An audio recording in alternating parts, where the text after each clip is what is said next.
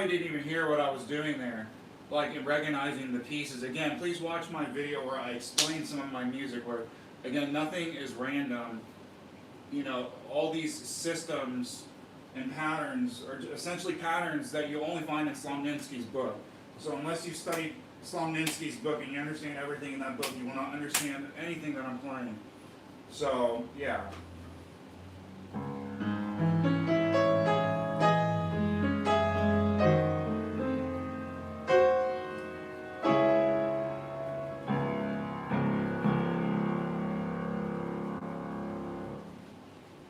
It's a 1 minute video short, and I explain a very short, simple motif. It's, of course, dissonant, made of all of flat seconds, but you can see in that 1 minute as I play, I explain what's happening and what the manipulation to the sound and the motif is doing.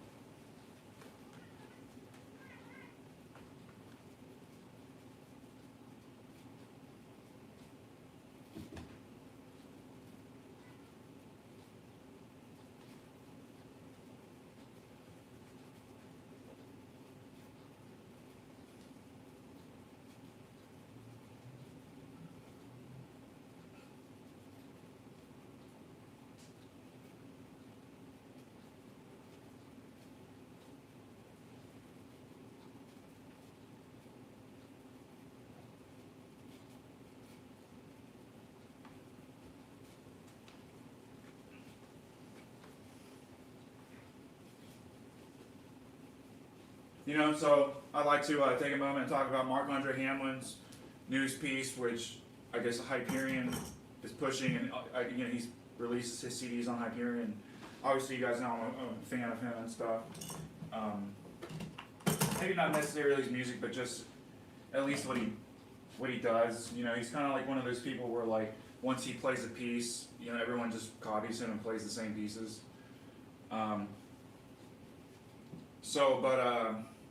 He gives no explanation for this piece, and it's really modern sounding. So, oh man, what's up, you cat? So that's my comment about that. And you know, furthermore, you know, my music is about textures, and you know, I have I'm working on my 23rd symphony right now. These are parts of it. This is like the working matter of it, and so and parts of other compositions too, intermixed within the same composition, just like Liszt mixed all his same melodies up together, and Chopin a small part, very very small part. I wouldn't really put him in that category, but my explanation is when my texture takes 10 minutes to present one texture before I even enter a melody. That's where people lose it. They can't. Their attention span cannot go through that 10 minutes. And then once I introduce a 10-minute texture, you know, now can you revert back and listen to how I'm gonna texturize and put more textures and remove textures from that 10 minutes of texture. And so that's why these movements, you know, just like, you know, I'll just say I'm the only composer that specifically denotes my pieces to be played on an upright piano or acoustic or grand piano. And within the same piece, I require the sound to be produced from a grand piano and also an upright piano only once. But what I'm getting at is that one time that you hear the upright piano, this is my 14th symphony, the Hubble, which I have not explained this work, but I'll just say right now it has about 38 movements. It lasts about 29 hours long. So, but I'm speaking of the one movement that requires an upright piano. It lasts 2 hours, and that's what I'm trying to say. It lasts 2 hours because the textures I introduce in there. The first texture lasts 30 minutes long. After a short, about 10 to 15 minute introduction, the first texture is 30 minutes long. So that's where people lose it because they can't even follow. It's like looking at a huge painting at a distance and also up close. You know, you become overwhelmed looking at something with that much density up close. But when you step really, really far back behind, you can go, oh, it just looks like this, and you can summarize it into whatever 10 words, you know, that suffice to summarize whatever it is that you see to yourself.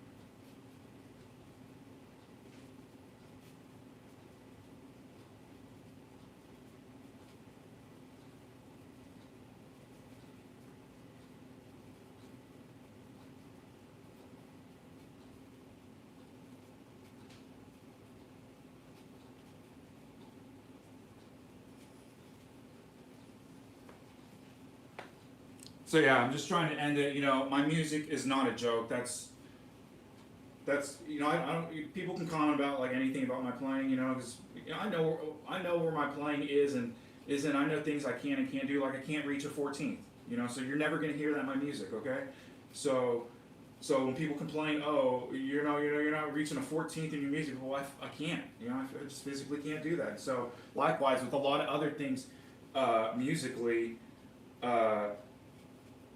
You know, along those same manners of thought, kind of getting lost in my thoughts right there. But ultimately, what it's coming down to is my music is not a joke. So none of this is a joke. And if you think that this is a joke, then you have no artistic foundation in anything.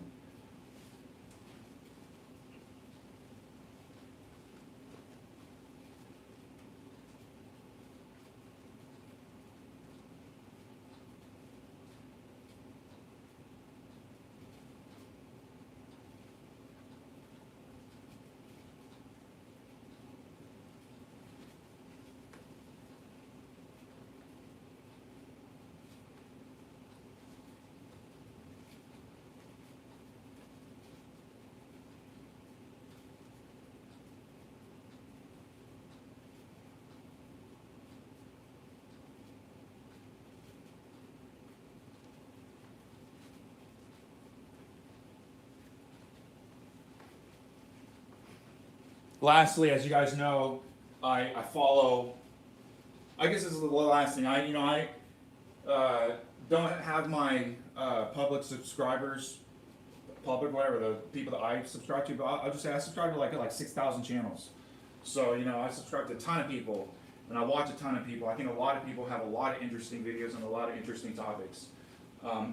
Which I'm just trying to say, unlike Instagram, because I'm just trying to say, you look at the nature, it's like, I don't know who artists, so different artists do different ways, but essentially it's like, you know, I forget what friend star, but she like finally got on, Jennifer Aniston, she finally got on Instagram, and not only was it a big thing when she got on Instagram, because like, I guess it was a social media type thing. People more so wanted to know if she was going to follow anybody. And they were like, oh my God, Jennifer Aniston followed this person and followed this product and stuff. And as dumb as it sounds, it's like, I guess that's how it is. It's like you can't just follow something. It's like once you follow something, it immediately becomes like some kind of like physical part of your avatar. So I don't know.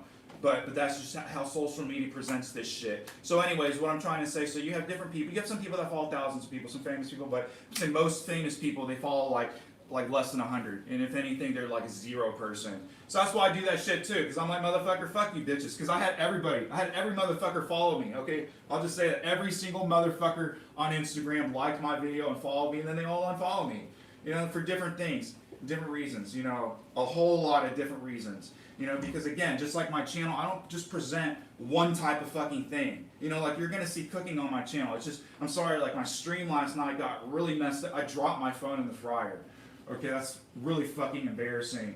But, but man, thank God I saved it, man. And whoo, man, I stuck my hand straight in the oil. You know, I was like, because I've been watching a lot of these, I love Indian cooking videos, where like the nasty, unhygienic Indian cooking videos, and there's some of them where the guy like sticks his whole arm in like a vat of boiling oil. You know, I guess the oil probably isn't like 600 degrees, but man, that's still hot enough to be cooking or frying whatever junk it is he's frying in there. So anyways, that's what I did with when I dropped my phone. I thought about it for like 2 seconds, and I was like, the first thing that flashed through my mind was, how am I going to stream? Because this is, like I said, this is the phone that I use to stream now. Obviously, I'm glad, you know, it's still working. And this phone's been through a lot, by the way. And then also, again, I link this same phone up, but I hook it wirelessly up to my desktop. So anyways, what I'm saying, man, is like my life flashed before my eyes, you know. I mean, it's an expensive phone, even though it's not a new one. It's still like a few $100s, you know. And I just stuck my hand on the oil. I pulled it out. You know, I don't know, maybe my adrenaline was running, but it wasn't that hot. Okay, it was hot. It was definitely hot, okay? Because my phone, for like 10 minutes, I was freaking out, trying to cool it down, but then also there's a cold limit too.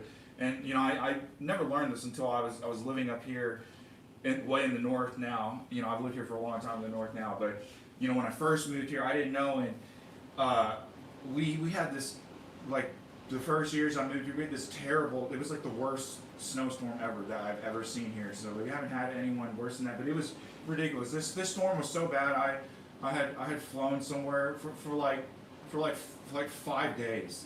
And I came back, and my car, you know, yes, I had to park it outside, but my car was frozen solid, no joke, with like 1.5 inches of solid ice. And I had to get like a chisel and pick, and it was embarrassing. I mean, fuck these people in Cleveland, man, for real. Dude, there's like no fucking hospitality up here in the north, man, because they saw me with a motherfucking, fucking plastic shovel and a fucking broom. How's that fucking gonna break the ice? It's not. And they're also all staring at me do this shit for like 4 fucking hours. I was like, yeah, motherfucker, why don't you come help me or give me a motherfucking shovel? So, I'm just saying, anywhere in Texas, motherfuckers would just pull over and help you, but not in Cleveland. So, you know, you can feel however you want to feel about it that way, like everyone fucking hates on this fucking video, like that, go look it up, tie-dye scooter, fucking vaping and filling up the road, and yeah, I'm gonna bitch about this shit again, because this shit happens all over fucking Cleveland, and it's happening everywhere else, but I'm just saying it's a particular problem in Cleveland because of the nature of how small it is here, and the nature that these scooter industries are just like littering. You know, because you guys know I like to ride my bike, and you know, I'll just say there's a reason I haven't streamed riding my bike or my moped anymore, because it messes up my phone. I had to on my other phone, I had to replace on this one. I had to replace the camera already, and it's like a shit camera. Like the camera's not it's still good, but it's not as good as the original I whatever that comes with the iPhone. And I guess, you know, the seller was cool, you know, so I'm happy my phone works, but I definitely can tell the speed of the focus is what it is not as sharp or as fast as the original. Anyways, but what I'm saying is riding on my bike, going through bumps, messed up my camera, and then more so my moped, to where like I couldn't even just to take still photos. Everything, I'm just holding my camera still, and it's like that dude that has that syndrome, you know, that neurological syndrome. Back to the Future guy, you know what I'm talking about. So anyways, so I dropped my phone. That's what I'm trying to say, you know. So, what this is getting at is that like you're gonna see the same different shit on the same channel. I'm not gonna separate my fucking channel apart. Like I've already explained this in different videos. Like it has to do with the art and the music. This is all part of the art and all part of the music. And if you don't understand that, then either welcome to my channel and welcome to my thoughts, or like then you need to do a lot of reading. And listening. So you know, that's it's all part of my art, of the art, and it is the art. You know, this is the art that is being produced now. You know, so, and I'm all about live art. So I'll just flat out say the classical musician does not understand live art. You know, I just say it like that. So unless you're one of these rare just musicians that does that, then it's just like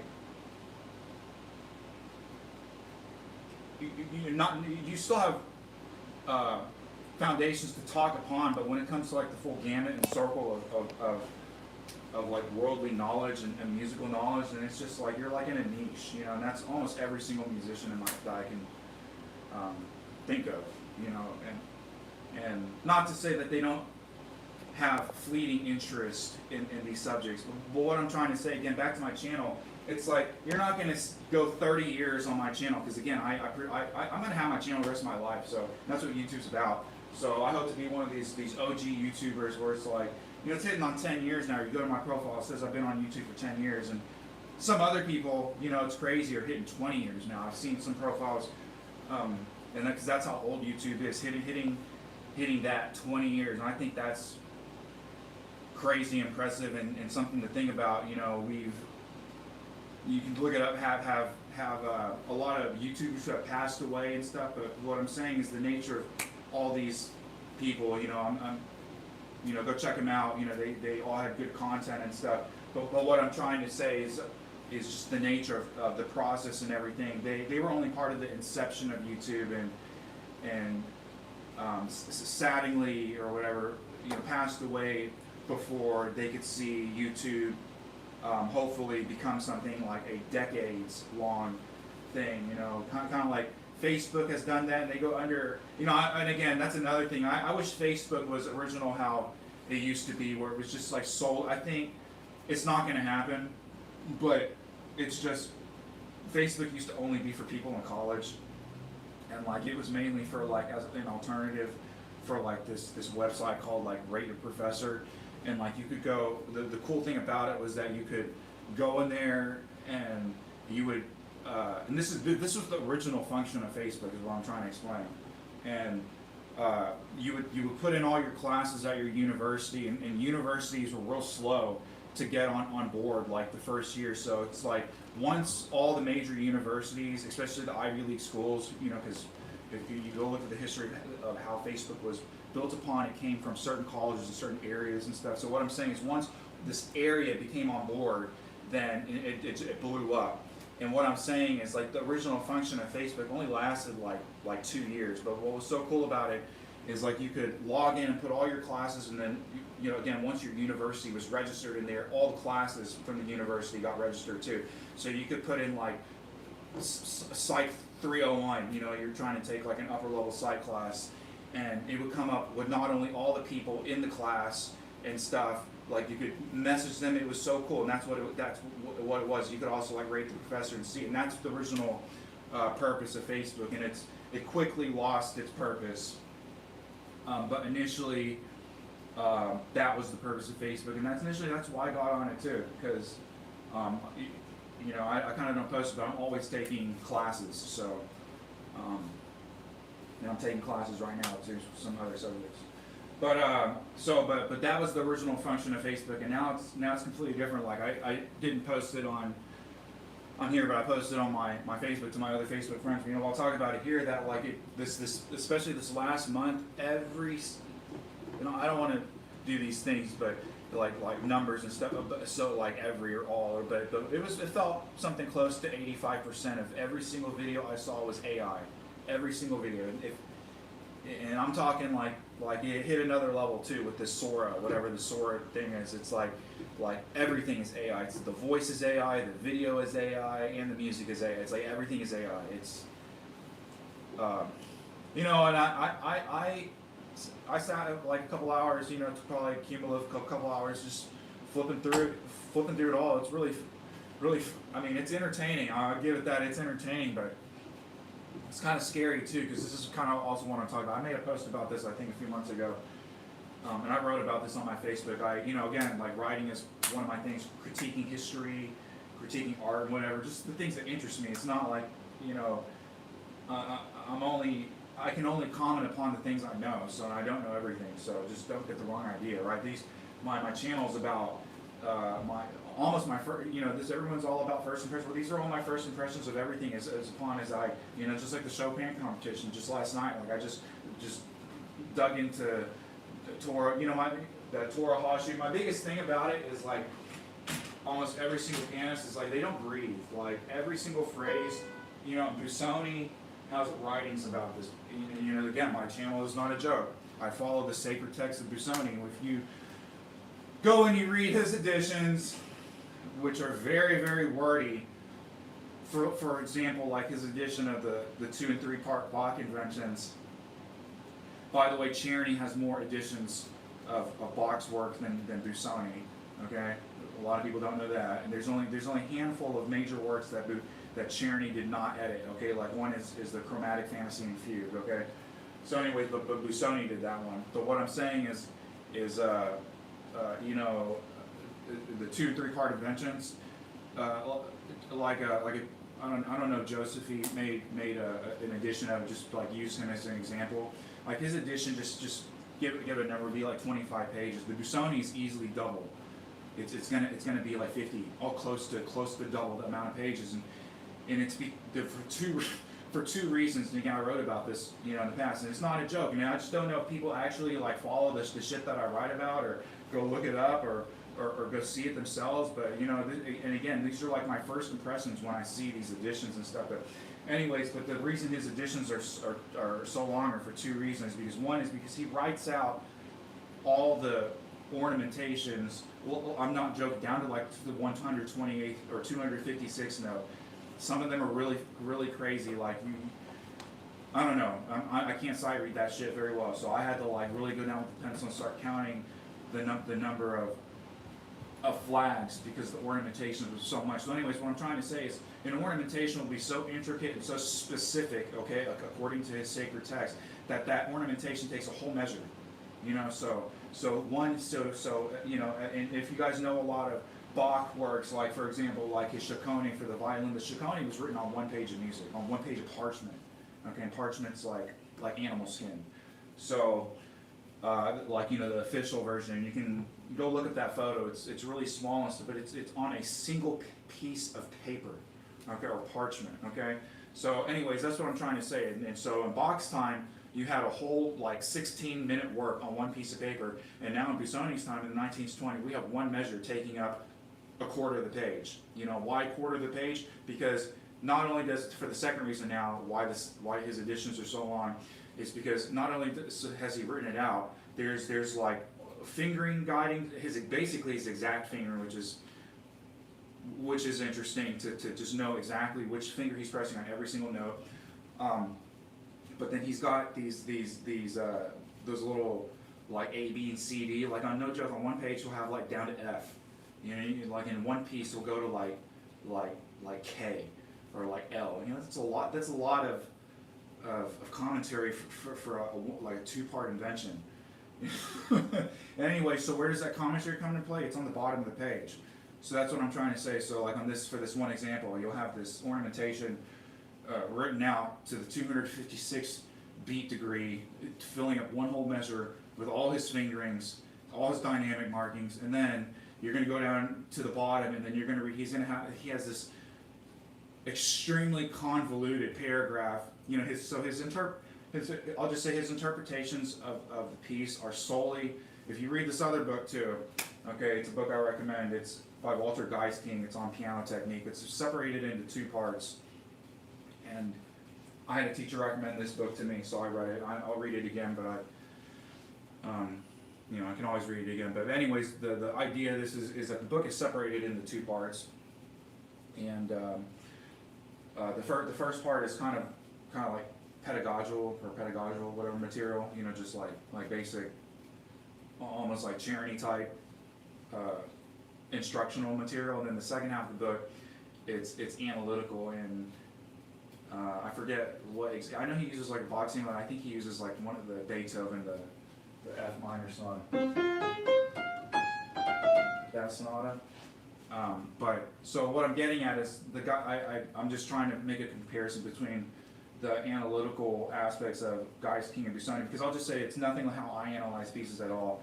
And honestly, you know, I say I follow it, but I'll just say it's because I've read it. But ultimately, it's like it was of no use to me. So you know, I'll say the Geisking maybe was a little bit useful, but as far as Busoni, this is what I'm getting at there. Interpretations, when you read the little thing after all their fingerings, it has nothing to do with, or I'll just say maybe 15 or 20% of it actually has to do with the actual interpretation of the passage. The rest of it is just purely analytical. It's just like, oh, it's a C minor chord in second inversion, and here he's doing a dominant of the dominant, you know, or it's a, you know, he's explaining where it is in the structure, you know, and we've had millions of people do that already, so that's why that was absolutely useless for me. So I'm sorry to say, you know, so there's a joke in truth, but my ultimate thing is that, like, you know, just like I said, I put stuff in new wineskins, just like Busoni. It's just because, like, you know, this is with a lot of other composers, but like once I read his stuff, it was just a conviction of what I was already doing. I felt that, like, oh, okay, Busoni's already done this in the past, so I can see the pathway he took, but I'm already doing the same thing he's doing. And you know why? It's not because I came up with that idea, it's because I've already studied the same shit that he studied too. And this is like whole other things. People just don't understand what I'm doing. They think my channel is not a joke. That is, you can say anything about anything, you know, because, you know, that's your opinion, and I understand that. You know, people are gonna have opinions about, you know, even the greatest or the worst or whatever. It doesn't matter. It's you're entitled to your opinion, but when you say it's a joke, that, I don't know, that just offends me, because you know, I don't treat any other artist. You know, I see, you know, like for example, I watched this performance recently. I don't know, Japanese people are really into crazy live performance. I don't know what college it was on, but it was just one of those just crazy performances where they take speaker and, like, I don't know, this person was like, it was clearly a guy dressed up like as a woman in women's lingerie, you know, but he had like paint all over him and a couple tattoos, and he had crazy look and stuff, and the performance, the artwork was just like yelling on the ground in this public space on a PA. Like, I loved it, you know, and for example, you know, like I really like Yoko Ono. When you really go searching into what just artist, she's an artist, and like Michael Jackson, and that's all I can say. And I admire that about her. So, but what I'm further getting at is, you know, to the point where, again, this is not going to be a joke when I do it, because it's going to be the last thing when people, because of course people are going to laugh and people are going to have any reaction, but to me it's absolutely serious. This music should be performed as meditational works after deep sermons in church. Okay, but the piece I'm talking about is your scream piece. A lot of people don't know. They've seen it. They just see her just screaming. And yeah, that's kind of what it is, but people don't even know what the work is. It's three movements of screaming. And it's very interesting. I want to perform. I just say I want to perform it too, and it needs to be a production too. Because again, if I were just to do this performance like now on the iPhone, like maybe I could practice it or something, but it wouldn't be taken seriously. It needs to be like produced well, like these Beethoven Ninth Symphony bombs like they do in Europe or something, or at a train station. They have like one dude just like whip out a violin or an oboe or whatever and start playing this melody, and then out of nowhere it's like the whole orchestra shows up playing it. So I'm saying that's how the screen piece needs to be, at least my interpretation of how I want to perform the piece. Because again, it's like people don't even know that it's a multi-movement piece, right? So there's 3 movements. One of them is screaming at the wall and screaming in place, and then the other one's screaming in public. And that's what I'm trying to say. It's like the screaming at the wall and then screaming in public. I think it's beautiful. And if you can't understand that, and if that can't make you cry, then it's like you have no empathy for mankind or the human voice or the human psyche at all. You understand nothing of the foundation of art.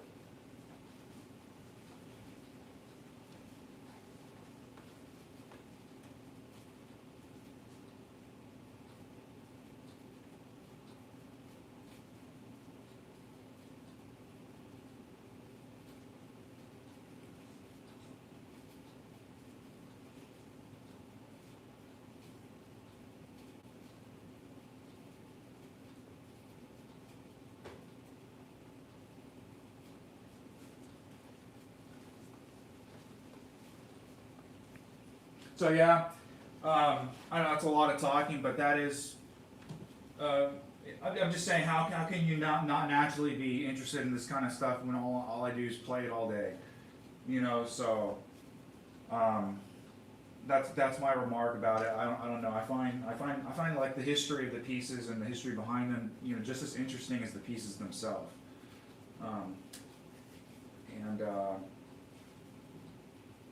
I don't know. I think that opens up a lot to interpretation. When you study pieces in those manners. Again, like probably most notably, again, I've written about this. It's not a joke either. But like the harpsichord is the most detested instrument in all of history of all keyboard instruments. It was made out of necessity because it needed to be heard. And again, like I was speaking about, like when you want to listen to Rhapsody in Blue being played on a banjo by the way, it was a really slow performance too. So not only is it on banjo, it's a slow performance. Whatever. I'm not saying it's good or bad. But I'm just saying that's just what it was, because I understand I play extremely slow sometimes too. But I'm just saying it's on banjo and it was slow. And if that's something you want to hear, or like a concerto on a kazoo, or you want to hear the well-tempered clavier, all 48 preludes and fugues performed on harpsichord, then good for you. But again, from what I've read and what I've studied, that was the last thing that Bach wanted to hear. He almost unanimously, agreeably, among most people, preferred the clavichord. Okay, and then more recently, and I'll just say again, like I said, I'm always taking classes. I took a guitar history class a long time ago, and it was a really serious class, and I only feel like I just touched like the top of the water, but it opened my eyes to so much about the guitar and how the history of music is perceived from the guitar's aspect. Clearly coming from a, piano's not my first instrument. The oboe is. So obviously I don't practice the oboe anymore, but that was my first instrument. So anyways, what I'm trying to say is I never considered myself like a, I don't know, coming to piano has always felt weird, because like you play by yourself essentially all the time. And like I played oboe for like 4 or 5 years even before I played piano. So you know, that whole time when I'm learning music and stuff, one, I did not learn how to read bass clef. I'll say that I'm still like working on. I kind of wish I had learned that simultaneously, but I'm just saying I'll just say also I played both in orchestra and band, and that's, you know, I made this comment about, you know, people. If someone left a comment, this is not a joke. 1, 2, and 3, and 1, 2, 3, 4, 1. You know, here, no one holds this for 2.5 beats. You know, and I was making comments about that, and it was partly, you know, when I'm doing that, there's a lot of different things I'm memorizing, you know, and I hope you can see that, like, essentially, like, not only do I have the whole form and stuff memorized, it's like I have all the chords memorized too. It's like I can do anything I want with it. I could have played that like in a rag style. I could have played that like in a Rachmaninoff style. You know, I could of any one of his preludes, I could have done that in the style of any one of the Chopin etudes. So that's what I'm saying. That's what I'm doing when I'm saying my deep listening. It's not a joke. That was like the greatest offense. It's like you have no idea what I'm doing, and you have, unless you have videos of you doing just your own thing, hours and hours and hours and hours and hours and hours and hours on end. It's like I have no interest in listening or just looking at any of one of your videos. You know, like, again, I'll just lay it down. Very few. Again, I follow 6,000 people on YouTube, so there's a lot of people that I like to watch, and I watch for hours on end. But you, no. And so, anyways, that's what I'm getting at. Stuff like that. You know, to me, it seems like the simplest passages are the absolutely most difficult. And that's why. So that's what I'm saying. Different passages have different things to memorize. Like on this other passage too. Like this goes. It took me all day yesterday to, you know, this stuff too. This is what I'm saying. I'm trying to review this stuff a lot more often to essentially have it like ingrained with memory in not only the physical manner, but like, you know, these mental manners and whatever.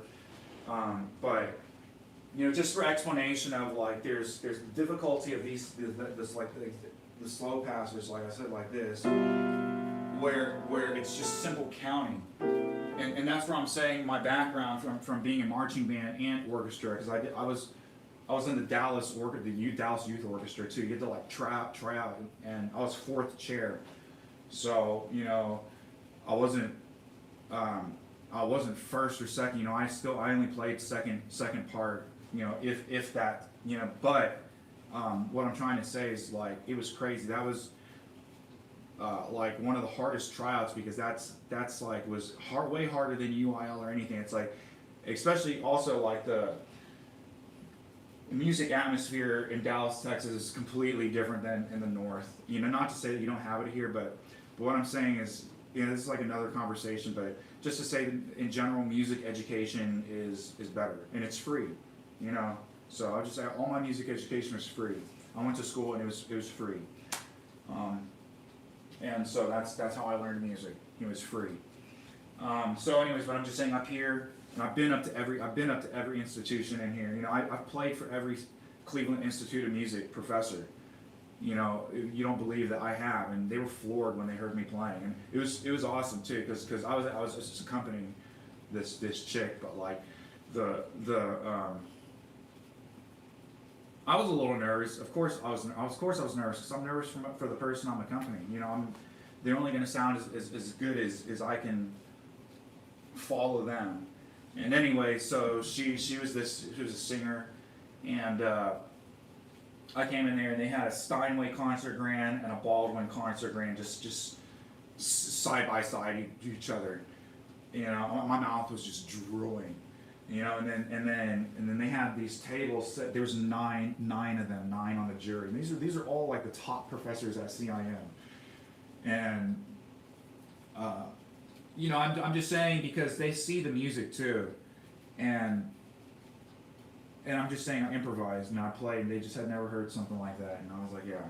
So, and they asked to hear it twice too, and I was like, yeah, because I played it differently each time, and she sang it differently twice each time. It wasn't like this this CD production where it's just like that's the last thing I want to hear. Like Maroon 5, I got to see them free in concert too, and thankfully when I saw them, they did not play any of their own music. It's another story. It was probably one of the most interesting Maroon 5 concerts. I'll just say it's because the lead singer got hurt and he was doing like exercises with the door or something, and the strap like hit him in the chest. And people can have their own comments. I'll just say this is my comment, is that like I was more interested in the rest of the band than him. Anyways, the drummer became the lead singer, and like I guess the bassist stayed the same. They switched up a couple instruments. They played AC/DC, and I was like, oh my god, what a power band! And it was without Adam Levy, whatever his name is, and it sounded great. I loved it, and that's why I would say that's the best performance from Maroon 5 I've ever heard. But yet again, what I'm trying to say is he did sing. He came out and sang like 4 songs and just like big ones. But I was just saying like his Maroon 5 concert. It's like you could have literally put on the CD and like just had them like a Gorillaz concert too. Nothing against them too, but like it's like you just go to a concert just to watch like people just put a giant projector on the screen with a bunch of fog and lights. Maybe like later now, I don't know when they did, but they've made a public appearance now and shown their faces. But like this whole not showing your face thing and building a whole fucking empire based upon face reveals, to me is a joke. So again, you're never going to see that on my channel. You're already seeing it now. I don't have to face reveal. You're seeing it now. So I'm not naming channels, but I'm just saying I think that's the dumbest thing, to just do things like that. And again, to do it with digital instruments. Again, it's like when do you ever see on any of my 1,000 plus videos of me playing on a non-digital instrument? Okay, so I don't know where that conversation's go. Again, I have a lot of music stuff, a lot of my own music thoughts and critiques just to talk about as they come, and as they come, I want to talk about them.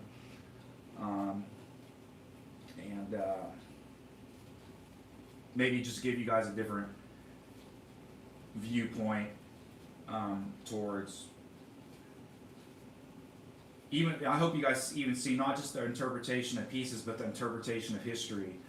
And I kind of like, I'd say my last big one I finished was my study of Schumann, which I'll just say I'm not finished with it, but for the moment, I spoke about it in a live stream about a week ago. I got really burned out just only playing his music, because the ultimate conclusion is just I don't like his music that much. And I think like you can go back in my other live stream and I further explain, but I don't like his music that much. I don't even like him as a person. Once I started studying him, and what I'm saying as a person is like very little characteristics of the way he produced his music and the nature of his music in general, as it appears on the paper or is feeling under the hands. I don't want any of that to be in part of any of my music. So, if you study psychology, I took psychology classes. I took like upper level psychology classes, like 2.5 years, like 3 semesters of psychology. And so, and that's another story too, because I'm just telling you, God works in mysterious ways, people. So, in my psychology class, I'll just tell you in a nutshell, it's a story. But my professor died. It was actually two girls that were. I don't know how exactly the class was taught. It had something to do with, I'm sure, money, where like they couldn't hire a full-time professor to teach this one class, and this was only for one of the psychology classes that I took. But anyway, so it was two teachers, and they both kind of like equally taught. It wasn't a TA, is what I'm trying to say.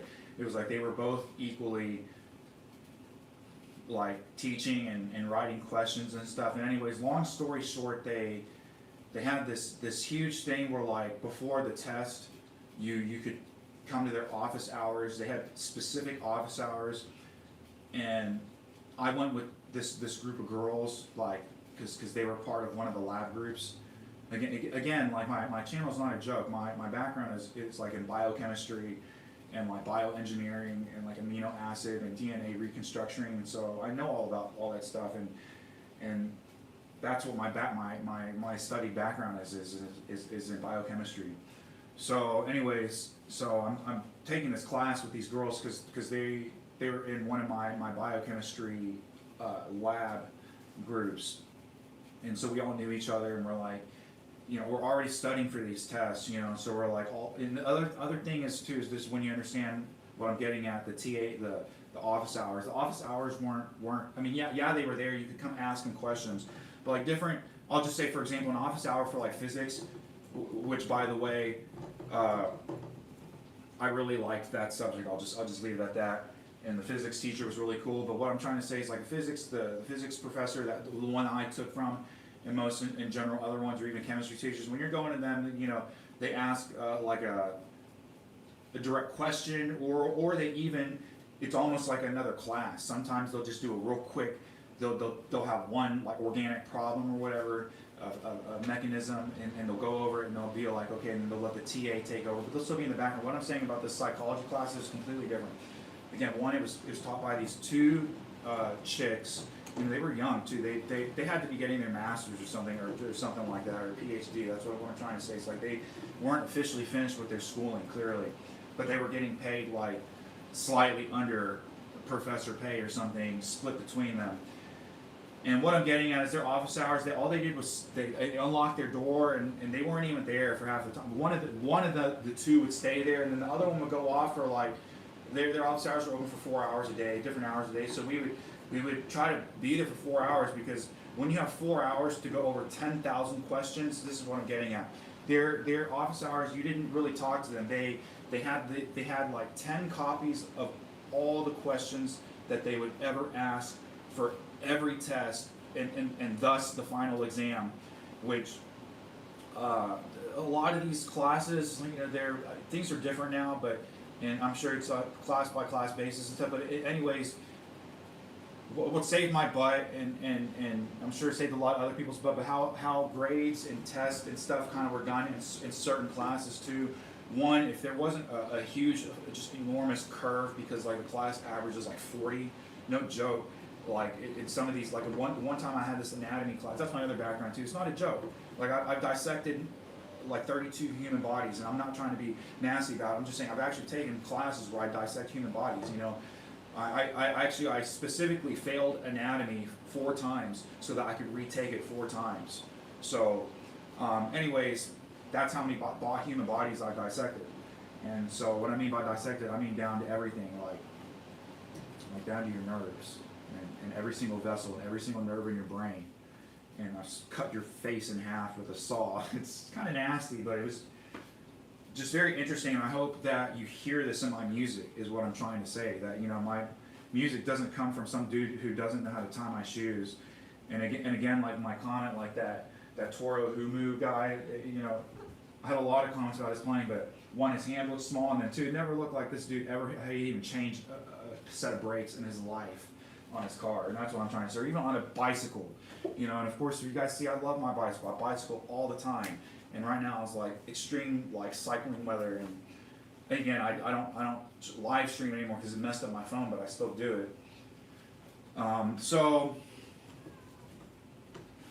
Sorry, these kind of like really tangent music conversations, but I hope it's useful and to at least trying to understand what I'm trying to do, and that.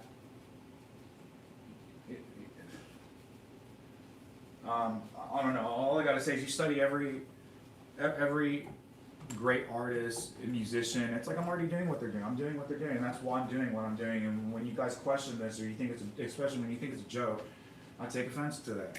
So I'm gonna leave it again. I know I've said that like 1,000 times. I'm gonna be saying that same thing. My channel's not a joke. Like 40,000 years from now, and you're like, this dude just like live streams all the time. Yeah, I'm sure I'm gonna take a break. I'll just say, yeah, of course. I'm a person, so there's going to be times when I take a break. I took a break earlier, actually, a really long break earlier this year. I didn't tell my close friends, but I'll say here my father passed away, so it was really, it's still affecting me now. I saw my father die, and so I'll just say it was a blessing to see that, but also it's greatly affected me. So that's why I took 3 months off from YouTube, and that's part of my music, part of my channel too, and stuff. So, anyways, I'm saying things are gonna happen in the future where I'm gonna take time off like that again for different reasons. So I'm just saying, and I don't have any problem. Of course, I'll probably say something, or you don't have to say anything. But I'm just saying, people online, they get offended, and I don't know, they come up with rumors or something. I don't know. I'm just saying that the whole death rumor, I think, is probably the worst. I wouldn't want people thinking just because I'm taking a break that I somehow died. I think that's the worst. I think people should just understand that everyone's a human and needs breaks from social media, whatever it is. Some more than others, and some people need more privacy than others, and some don't. But I'm just saying, as a musician, part of this, I see it as like busking the internet. I'll just say, I don't ask for any money. I never have. You don't see me asking for coffee. You don't see me putting my PayPal account up. You don't see me putting my cash. I'll just say I can't use Cash App. Okay, it's another story. but unless I get a new phone number, which I'm not gonna do. But I'm just saying, my current phone number is currently banned from using Cash App. And I just had an enormously negative experience with Cash App. I never want to use the app again. So, and in general, I think, at least for me, I either do like Zillow or Zells with my business. I don't. When people even ask Cash, I just say no. I don't even take Cash App. No. So I'm just like, no. Something funny like no as an Asian is kind of funny because like. I didn't. You guys didn't see it either, but I recorded this video. It was about this new coffee drive-thru that they opened, and I have a lot of comments about it. I still have the video saved. I was gonna upload it because it's under 3 minutes, and it happened this Sunday, yesterday at 9:30 in the morning. And long story short, I noticed that this place was open, but that no one was ever at this coffee place. It's like, where's the business? And I guess it's a coffee place. So anyways, I was there in the morning, and man, it was packed. And so anyways, that's my story and my rant, and a little bit of understanding about my thoughts and my understandings. Again, like, I hope you guys see that I don't like leaving the house for anything unless I have to leave. To go to the gym, grocery shopping. I'm saying leave the house in my car. Okay, I want to make a delineation with that. It's not that I don't like to leave. Like, I'll leave the house on my bike. Like I said, I like to cycle and ride my moped. But I'm saying the car, riding in a vehicle, is something I absolutely detest doing for a number of reasons. And I don't know, different people like. Sometimes driving's nice, but more. I'm just saying, 90% of the time I'm driving, especially here in Cleveland, and especially when you're driving during these heavy times. Like, what time is it now? It's 11. So right now, actually, probably actually pretty clear.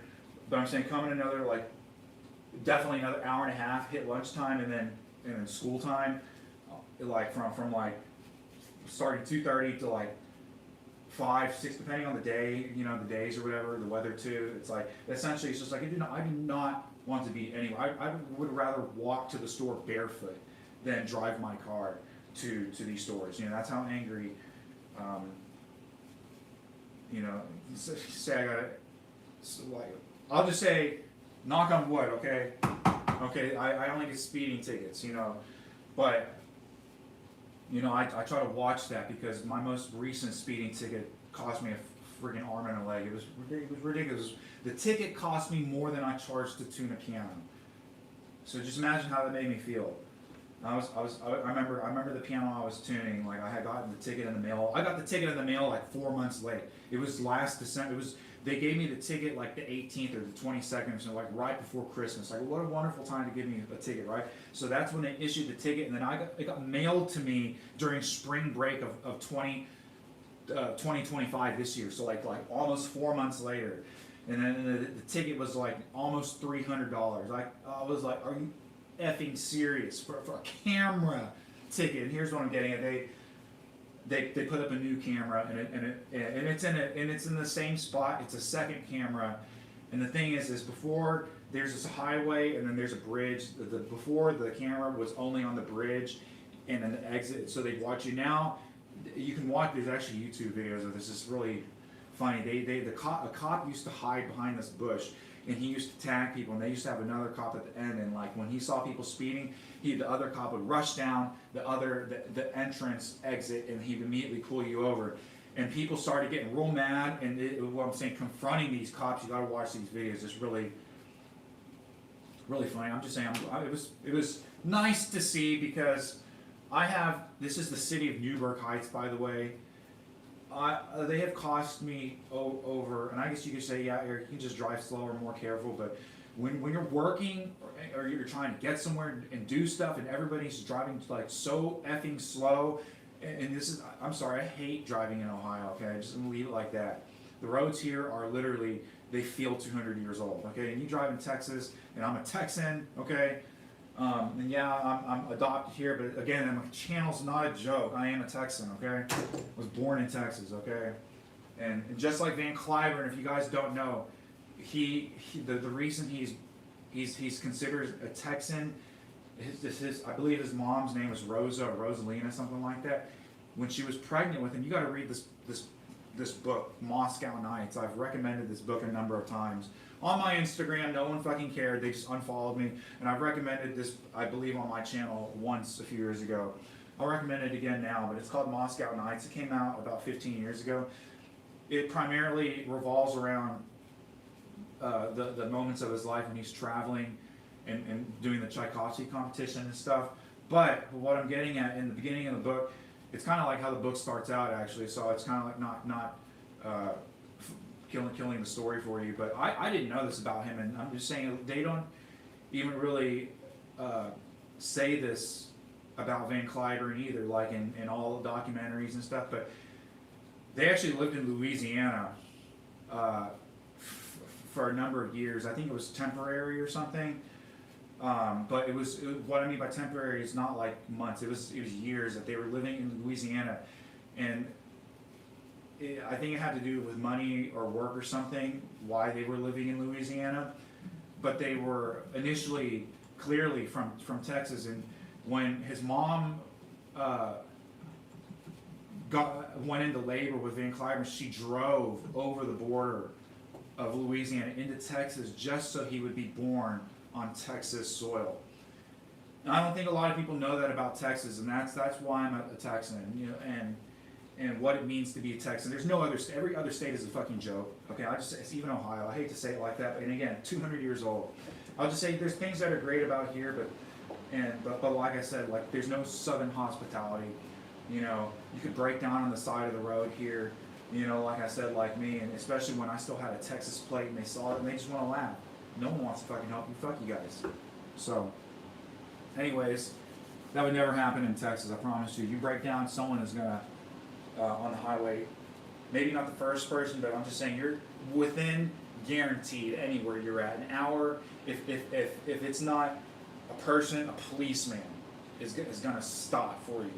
You know, I'm just saying, not here in the north, especially not in Cleveland, man. Well, the shit you see here in Cleveland, you see, like, especially this time that I'm talking about. Yeah, I'm talking about some other shit too, but you know, this is part of my music. So it's like you either want to hear it and you'll understand my music later on, or maybe you just don't understand George Gershwin's music, because this is kind of like what he wrote about.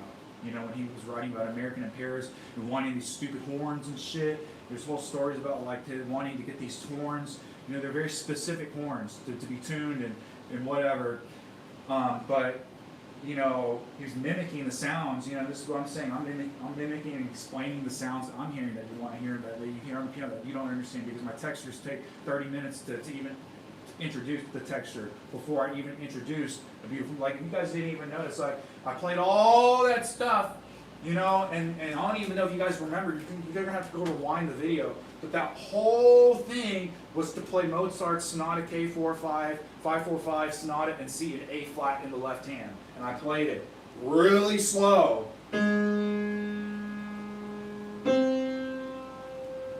With with all this other junk. So that was the introduction. I was going to say that's what nobody understands about my music, and no one understands about the music at all. They just zip out and like zone out. And it's just like too long. So I'm well aware about that. Anyways, but what I'm trying to get at is these cops in Cleveland, you know, unlike cops down in the South that will stop for you during these times that I'm talking about, they flash on all their lights and they make everybody fucking pull over to the side just so they can run every single stoplight and not have to run through that because they gotta go buy another donut or whatever.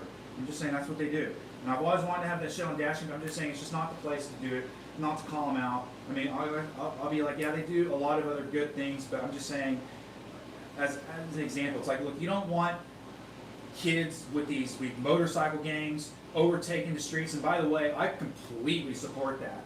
As a person who just rides a small 50cc and sometimes a 125cc just scooter, you know, I completely support that. That is absolutely fun, and that is saving our youth from killing each other.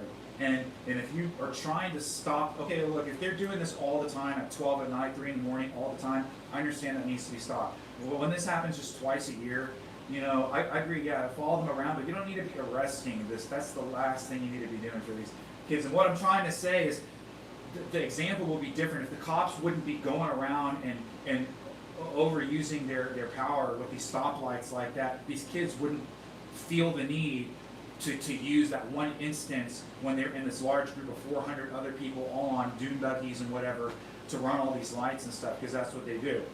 You know, and anyways, you get to feel like a cop for a second. You know, it's just an irony. You know, and that's how I see it. It's like if the cops don't want them to do it, then they shouldn't do it either. You know, they shouldn't be setting a terrible example of every single day of my life. I see it every single day when I drive my car. The cops turn on their lights and they run the light. And they zoom straight past you.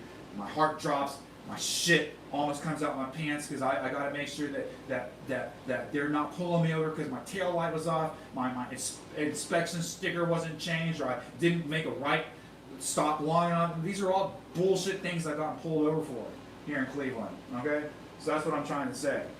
You know, it's bullshit.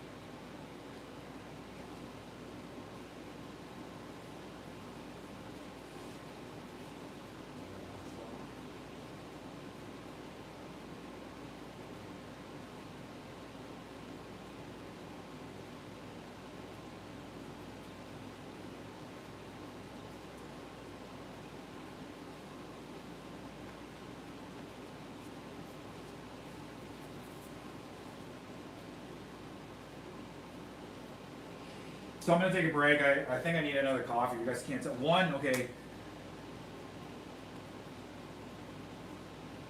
I don't know. I haven't had. My coffee felt weak this morning. Okay. One, I freshly grind my coffee every day. Okay. If I do not drink coffee that is not freshly ground, and then this had to more so go into my coffee story of last Sunday at 9:30, but then I only drink espressos. So it's like I only drink freshly ground coffee and fresh espresso. And what I'm getting with the ground coffee, there's kind of like an overlay because it's essentially I'm grinding my coffee every other day is what I'm trying to say.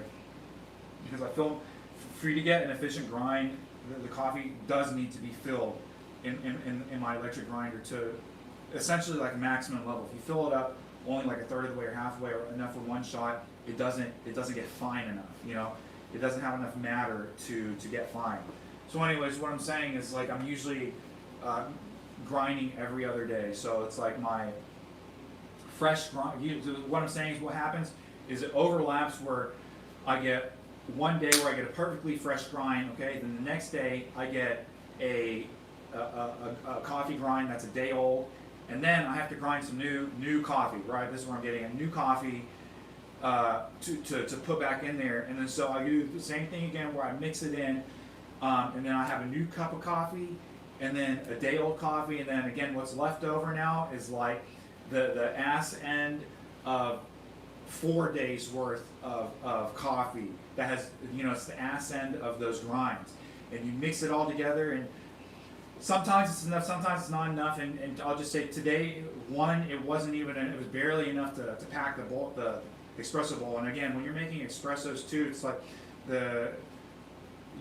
you have to pack it in. If you don't pack the coffee in, your espresso is not going to come out correctly, and it's the pressure isn't going to build correctly, and it's going to like leave a hole, you know, depending on, I mean, that's like kind of like an extreme version. You know, ideally also you can't overpack it, but essentially it needs to be packed a little bit pretty tight, you know, to get a nice, especially strong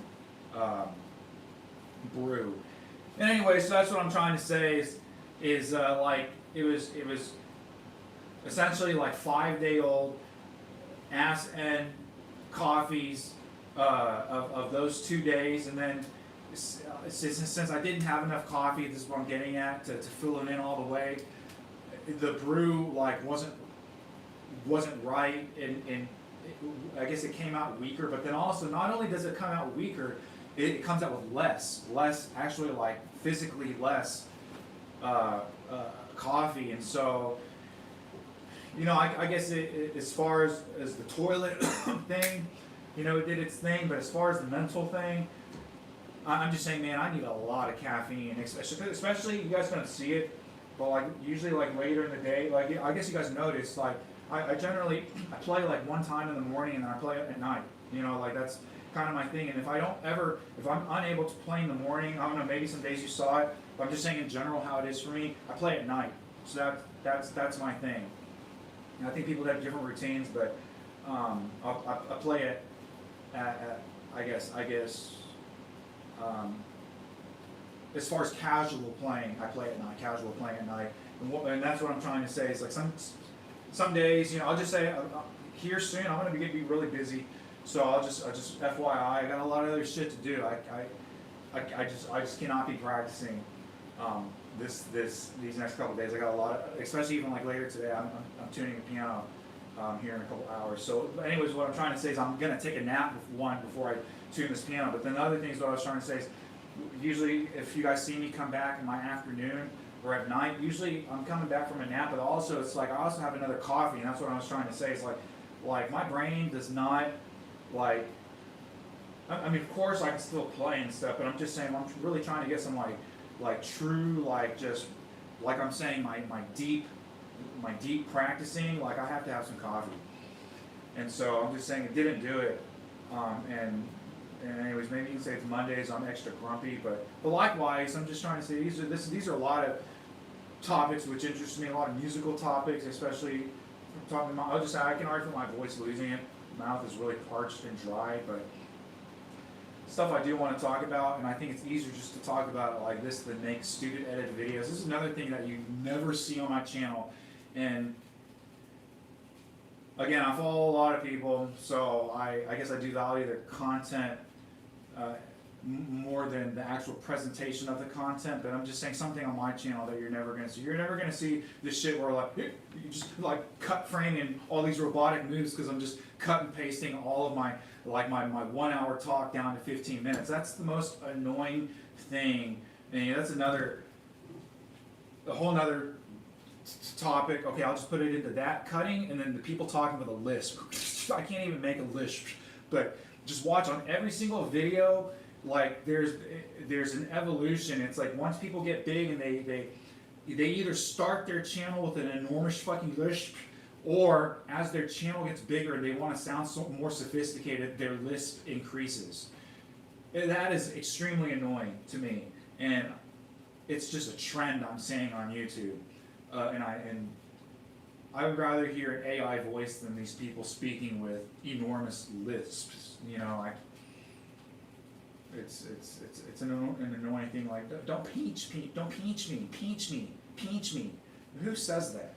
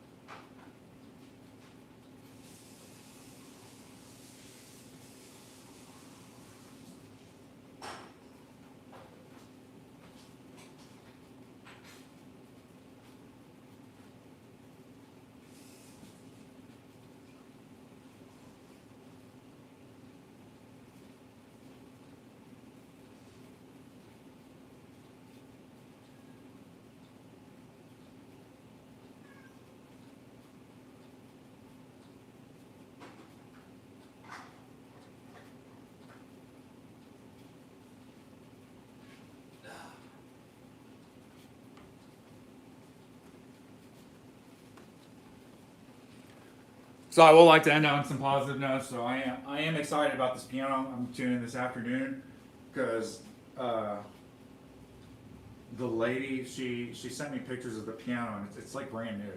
So it's upright piano, but it's brand new. I saw the hammers. The hammers have they're like virgin. They have like 0 string marks on them, which is really really nice.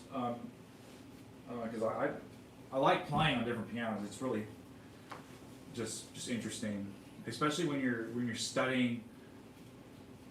I'll just say, when you're studying a piece, if you really want to like test how well you know a piece, you know, this is especially as a pianist, is a really hard thing to do. But whatever, I tune a ton of pianos, so it's like an opportunity, because of course I get to play these pianos when I tune them, but it's to play the same pieces on different pianos, and you'll just I don't know, at least for me, you'll find out like, man, it feels like, it's like, what happened to your memory?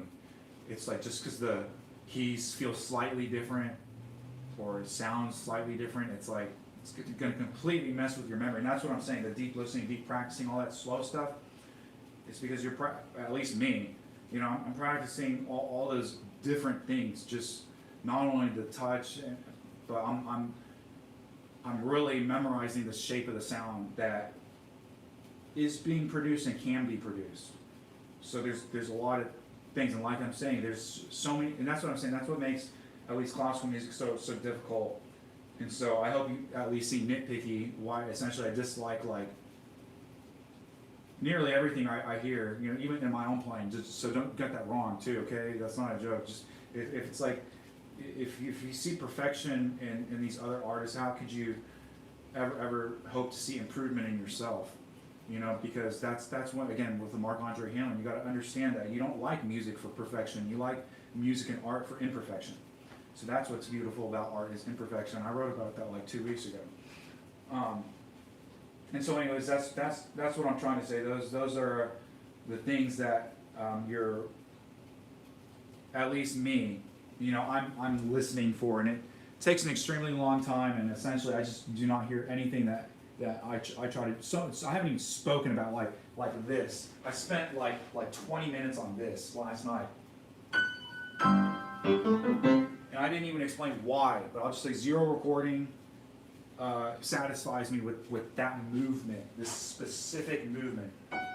You know, everything before it and after it.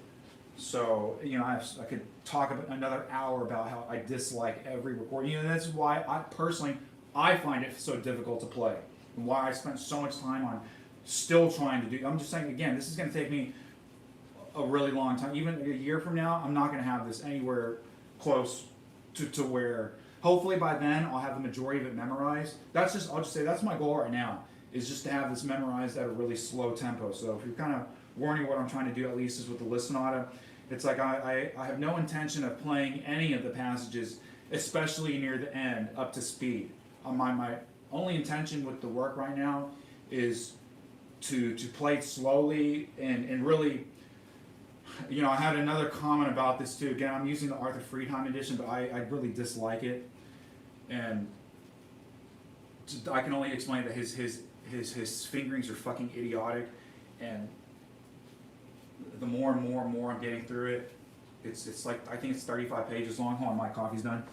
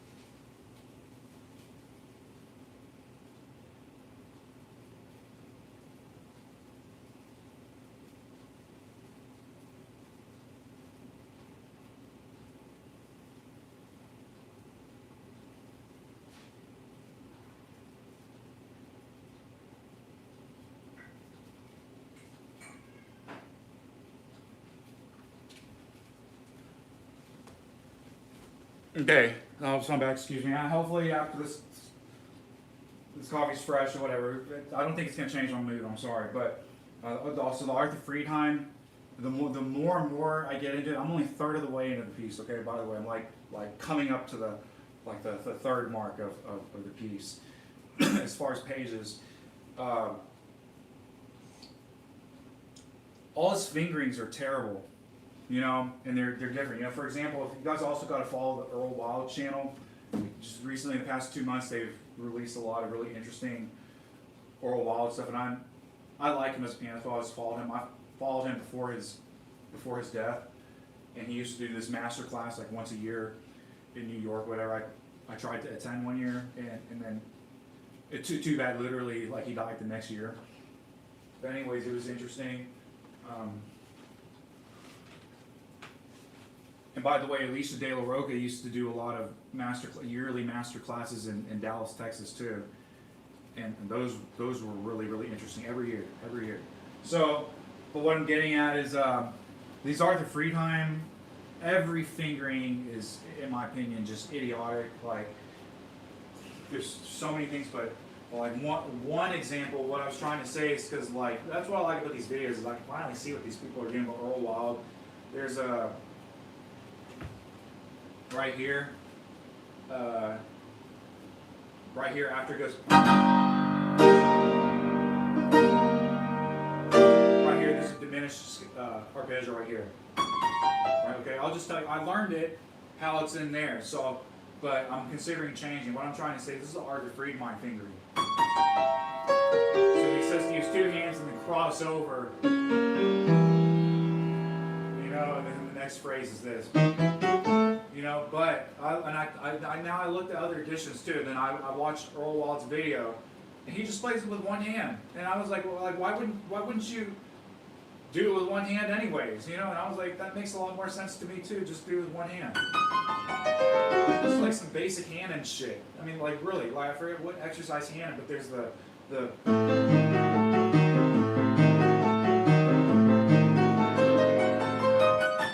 exactly what it is. So like, why would you make this passage? And that's what I'm trying to say. That's completely for show, in my opinion.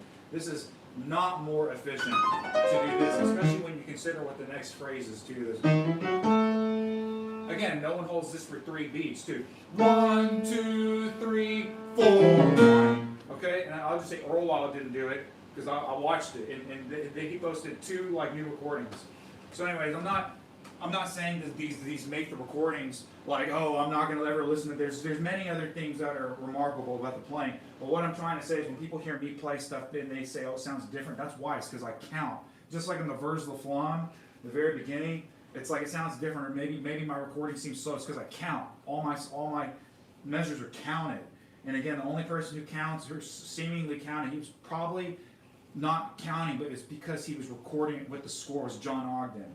But I promise you took the score away from him, and then he would have gone into this la la land of freedom, and the counting would have been non-existent in Vers La Flamme. So anyways, that's what I'm trying to talk about. So something like that, where Arthur, you know, the other thing is these other parts too. Now that I'm going over, he has, look, this is just like a 5-finger exercise going like this. Like that. But he wants you to do a thumb under and start with 2.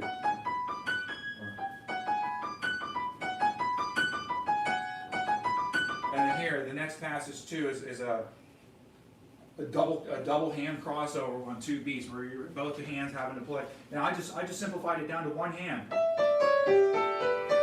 don't know if you watched my video, you can see I did that in my video. And I was like, why would you make this? That's what I'm saying. All these fingers are fucking idiotic, and this is what's slowing me down so much. This is what slows me down in learning every single word is, I guess, one, yes, figuring out your own fingerings, but also being just, and it doesn't matter. I'll just say, even when I have the Your Text edition from the composer's own hand, it's like I still don't play things the same way that composers, because we don't have the same hands. So anyways, especially when it comes to something like Hamlin, you know, a long time ago he released his fingerings for the Rachmaninoff preludes or something. I was like, that's great, that's kind of interesting, but look, that dude can reach like a 15th. I can barely reach a 10th. So, you know, none of that applies to my hand, you know. So anyways, that's what I'm trying to say, and that passage is on page 13 of the Arthur Friedman passage that I was talking about, page 13. And he wants you to do all this just flashy crap that, in my opinion, is just absolutely just for show, inefficient, and this is the kind of shit that slows me down, because like I'm having to go through all the fingerings, you know, on every single measure, you know, especially up here. Right before that too, I changed his fingering again. Right here, you have this kind of really funky chord. It's a G7 flat 9 13 chord, is what it is with a +5. It's like the funkiest you could get. Is what this. I promise you, no classical musician just would identify that like that. You know, they'd be all confused and saying all this shit, and just they wouldn't be able to name it. You know, is what I'm saying. You wouldn't be able to name the sound, and it's not about a chord. It's about a sound, too. So, yeah, maybe G's your root, but it's like there's so many sounds of G, and I name the sound. Okay, and again, that's what I'm memorizing. I'm not memorizing these chords. I'm memorizing the sounds.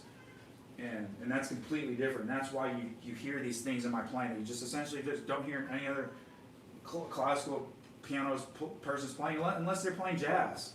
You know, then you're going to hear it.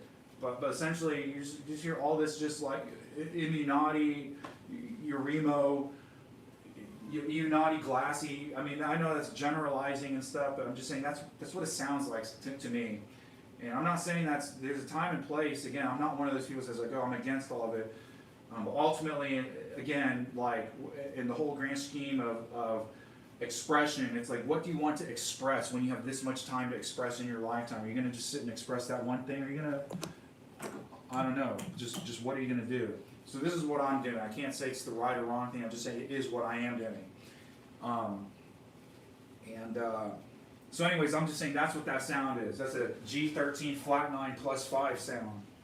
Up here, you know, again, like no jazz pianist would even ever use that up there. They would like only use that right there. You know, I mean, or you know, different permutations of that same sound. You know, that's the same permutation of that same sound. Anyways, what I'm trying to say is, look, because that's what I'm saying. I analyzed that chord and that passage down to not only the function of the chord and the sound of the chord. So what I'm saying, not only sound of the chord, but to the function of the chord. So what I'm meaning is that my fingering is different, you know, because I understand what the chord is. I promise you, like, he probably wasn't thinking, you know, when the time that this was coming out, he wasn't thinking in terms of how I'm thinking of how jazz people and how like just common people think of B flat. They all still thought figured bass and like 3/4 type chords, 7 6 3, all these numbers and stuff, which is I can read figured bass too. But I'm just saying, me personally, I don't think it's as useful. I think the way jazz artists have slash chords and stuff, I think that's much more specific into sounds. So nowadays, and much more useful. That's just my opinion. So that's, if you guys even see, like I've been doing it for years, the way I analyze all these pieces, I don't analyze them so 6/4 chord, first inversion this, and 3/4 chord that, like the second inversion, chordal chord this, whatever. You know, I just put like F over B flat or whatever. And that, to me, that is way more simple, way more expressive, and just to the ground of what kind of sound do you want. And watch out, kitty. Anyway, so that's what I'm saying. So to make that sound, you use this fingering. Okay, that's all I'm trying to say. And so he doesn't use that fingering, and that was very annoying, you know. And then in the following, just like 1.5 beats later, I changed the fingering again, because again, the sound of the shape of the sound. He's not playing the shape of the sound. He was just playing like Czerny exercises, like treating these passages like Czerny exercises. You know, just like, oh, it's just a chromatic going down, you know, like this. Right here, that's what I'm trying to say right here. I changed the fingering for here. Because he didn't understand that sound. He doesn't understand what that is and why that is. And what is that? So it's the dominant chord of the next passage. So, and that's what I'm trying to say. So it's some type of A chord. So that's what I'm trying to say. So the shape needs to revolve around this A9 chord. And when it doesn't, and I'm just saying, when I hear, and I just say as I hear this, and in the playing now. Like especially after I study these pieces, and then I try to go listen to other people's recordings. I'm like, oh, these are the things, and then you see the video, and they're like, oh, they definitely are not doing that. So just my comments about that, what I'm doing, why, in my opinion, these passages take so long, why I'm spending so much time in these passages. Like sometimes, like again, like the passages are just completely difficult for completely different reasons, and sometimes it's as simple as the counting, and then sometimes it's something like this where it has to do with chord functions, the shapes of the hands, and essentially the most efficient fingerings. And by the way, I talked about this in my other live stream in the Revolutionary Etude. There's a moment at the end where it goes like this. There's a reach of a ninth right there. Okay? And anyways, I was like, that's the only way to play this passage in time and fast with an efficient fingering, or else you're going to have to use an extra hand position. So that's inefficient. I've reduced every passage. I've noticed this about Marc-Andre Hamelin too. I try to reduce every passage down to the least amount of positions ever. So, and that's essentially, if you studied Liszt Technical Exercises book, which I have, and if you guys don't notice, I practice a little bit of that every day. And I'm still like on book 1. It's a number of books, but like it's taken me years to just begin to understand the purpose of book 1. And so anyways, what I'm trying to say is, that's a Hamelin, that's some stuff I'm trying to do. I'll just say that's not what Arthur Friedheim is doing. So again, he's approaching this completely at a technical Czerny exercise with no remark for the purpose of the harmony.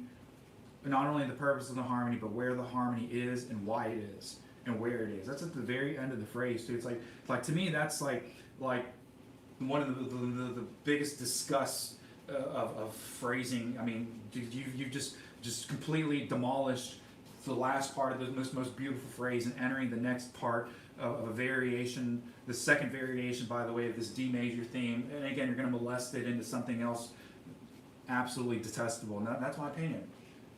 So I can't listen to it. It just sounds terrible when I hear it. And I don't want to say terrible. It just sounds immature. Everything I hear, it just sounds immature, and that's why I spend so much time myself. And I'm just trying to say, because I'm after my highest expression. I want to express at my highest ability these passages, which I'm able to do, and it's going to take a really long time to do that. Like I said, it's going to take a long time just to figure this out, but I hope you guys see that it's absolutely different. Even this other passage right here. Okay, everybody slows down, like immensely. And I was like, I never understood that. I kind of just thought that the piece was like that. And then now I finally come to this part, I'm like, oh, people just don't count. It's 1, 2, 3, and there's a rest on 4. This is what I'm talking about. This is 2, 3. And I'll just go listen to every recording of that. Nobody plays this in time. They struggle. Okay, but I'll tell you what they struggle with. And this is the stuff I practice. I'll just say I don't struggle with it because I practice this shit. But they struggle with the octaves way up high. People are used to doing octaves like,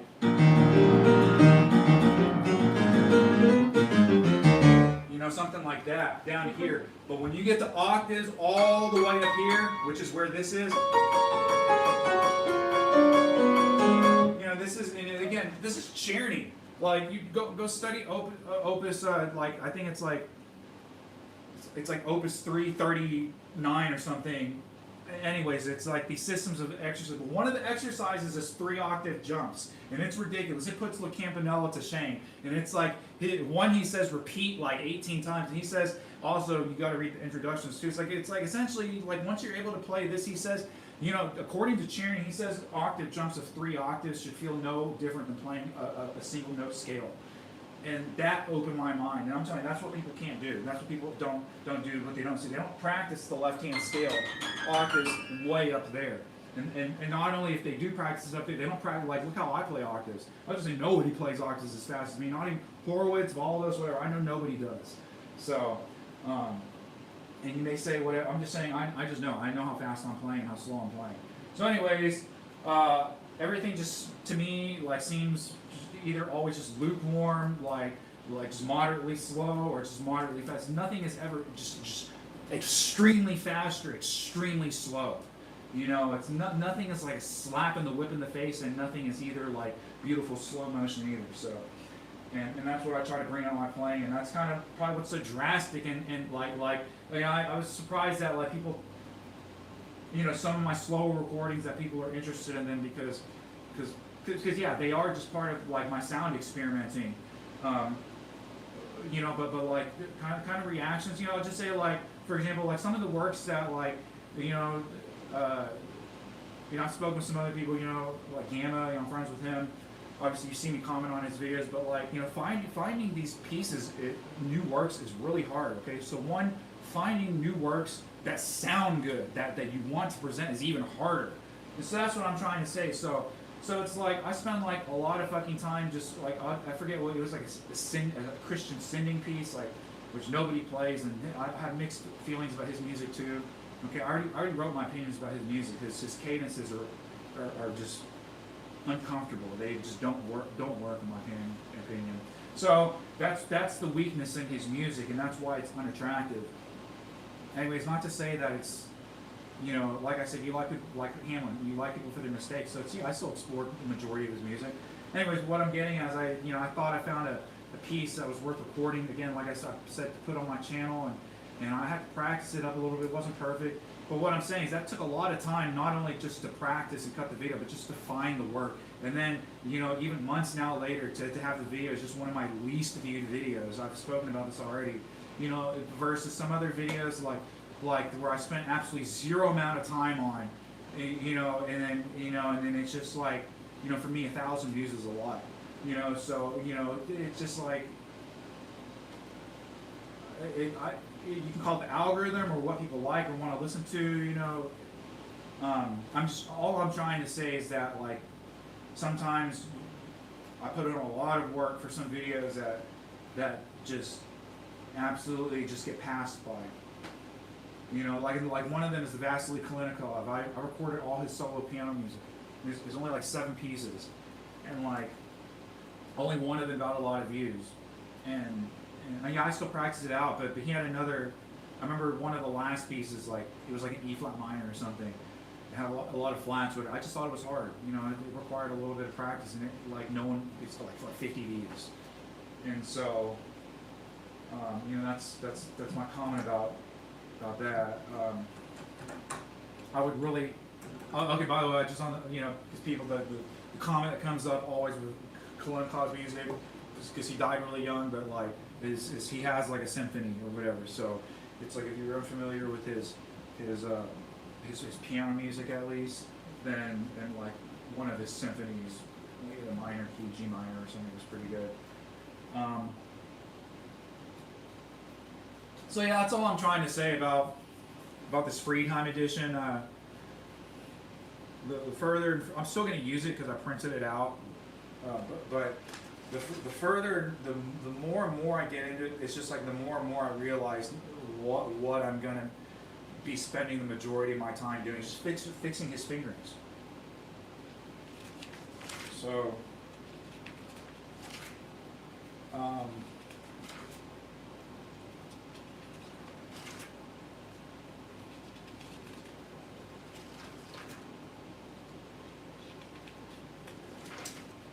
don't really have too much other stuff to say at the moment.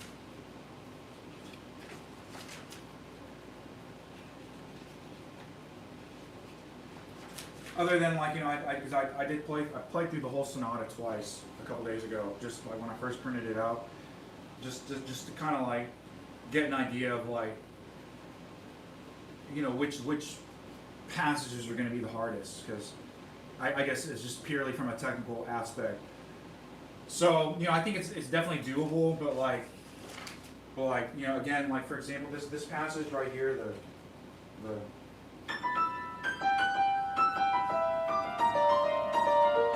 that whole passage, it not only, I'm just saying, still working on it, but I feel like I understand it now versus like when I was just sight reading it, I was just like, like, what is this? Okay, so but like now I know all the chords, so it's like he's going down. It's real interesting. He's going down in tritones with the tritone substitution. So you have an E minor, tritones, B flat 9, B flat majors 9, and then back to the E minor 9, and then back to B flat. Okay, and now he goes up a whole step. He does the same thing in F sharp minor. So F sharp minor with its tritone, which is C major. And I like this too, because also this is like that chordal sound. This is the chordal sound that every jazz pianist uses, but they never use it up here ever. Like the highest they'll go, unless they're playing some just Cecil Taylor bullshit. I mean, you're never gonna even hear that like above. I mean, maybe here. Like, that's it. You're never gonna hear it up here. So, anyways, and that's what Hiromi is talking about in that Rick Beato episode, like I spoke about that why she only studies Chopin etudes and Rachmaninoff. You know, she didn't care about Chick Corea.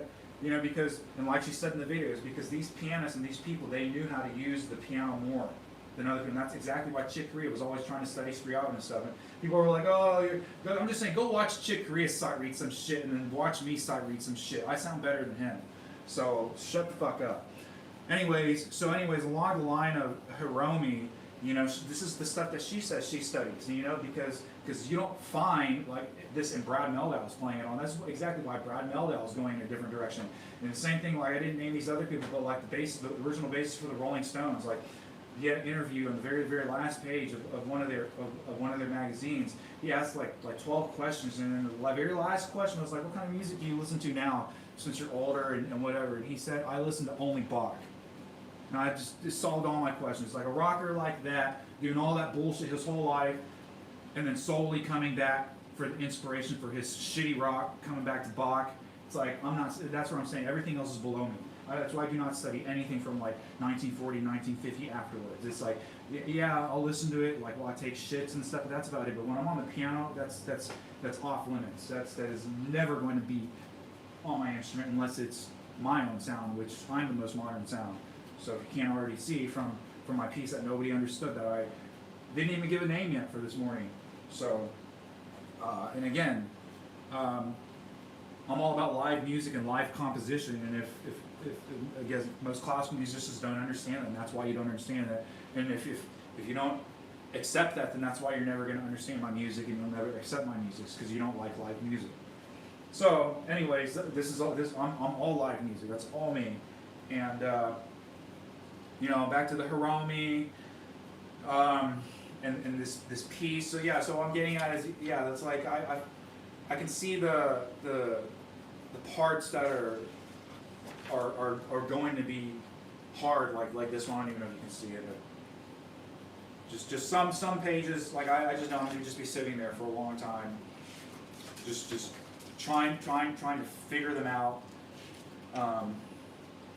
And actually, you know, I always thought this was really hard too. I'll just tell you, Earl Wild played it correctly, but what I found so hard about this passage is the articulation of the left and right hand, because they're different. But this part in the beginning, and you see it at the end too, because the piece is in sonata form. It goes.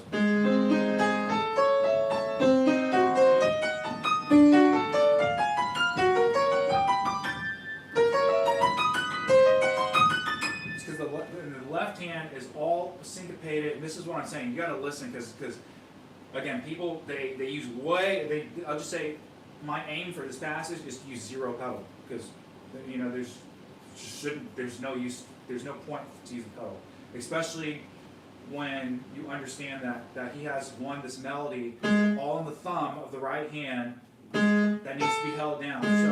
So these dissonances is what I want to hear, you know, okay? So I'm just saying that's all done with the right hand, the right thumb. Then the left hand is anticipating the harmony of the right hand sequences with a staccato note. This is what I'm trying to say. This is why you can't use the pedal, because you have this coming from that previous phrase, from this part.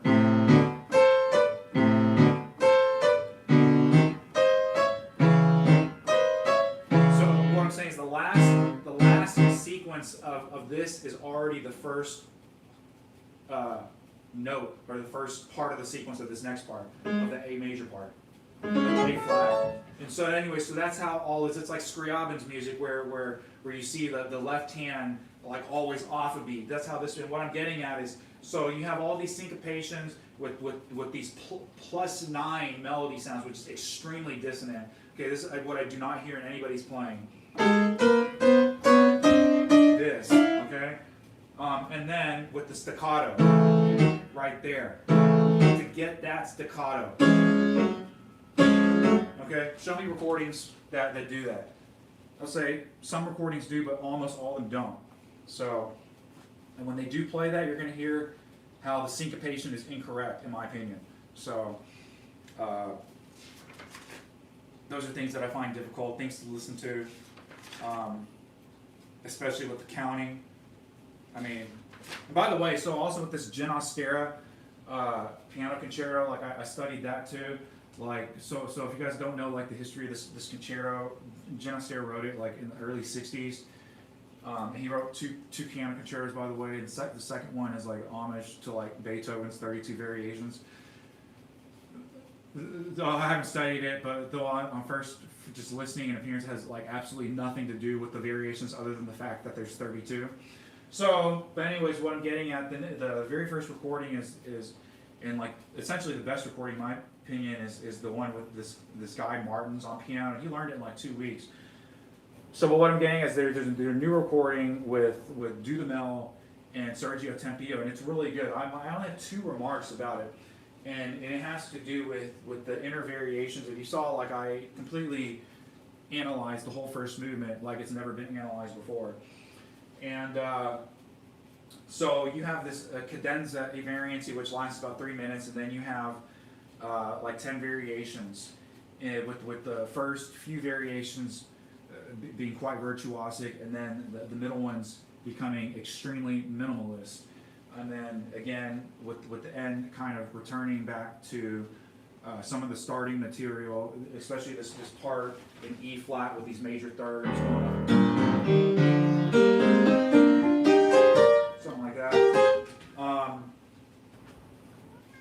So what I'm getting at is these inner variations. The piano has like these fluctuations, and this is my comment is the dynamic is triple pianissimo, and that's the nature of the variation. And when you hear Tempio play it, he plays the whole thing like, I'm not lying, it's like triple forte, and then the passage shows up twice too. So that I'm saying that's just, in my opinion, that's completely wrong. That's like, I don't know. You can kind of like, in my opinion, tell like when an artist is making an intelligent decision when they completely just overlook the score.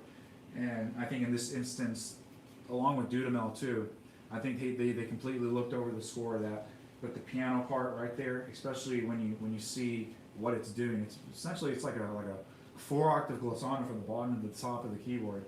You know, it should be all triple pianissimo. It's not triple forte. So that's my only comment about that recording, because when I heard that, I was like, that sounded really wrong to me.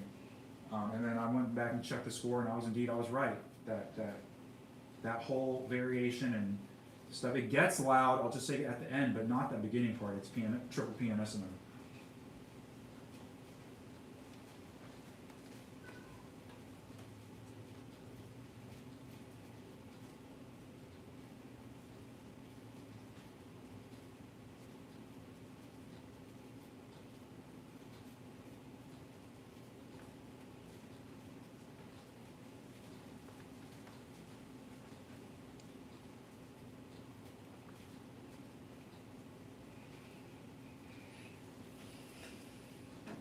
So sorry. Another thing I wanted to talk about too now, because yes, I have been following the Chopin. I'll just say, yeah. I mean, naturally critical.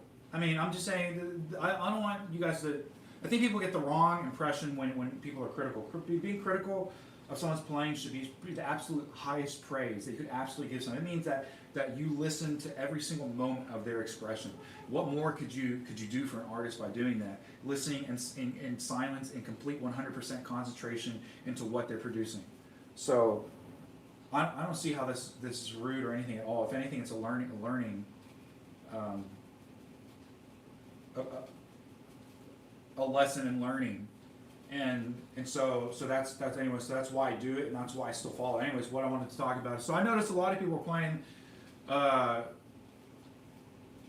the Chopin, the Polonaise Fantasy, and just what I wanted to kind of say about it is that, like, I bought this Chopin Polonaises book the same time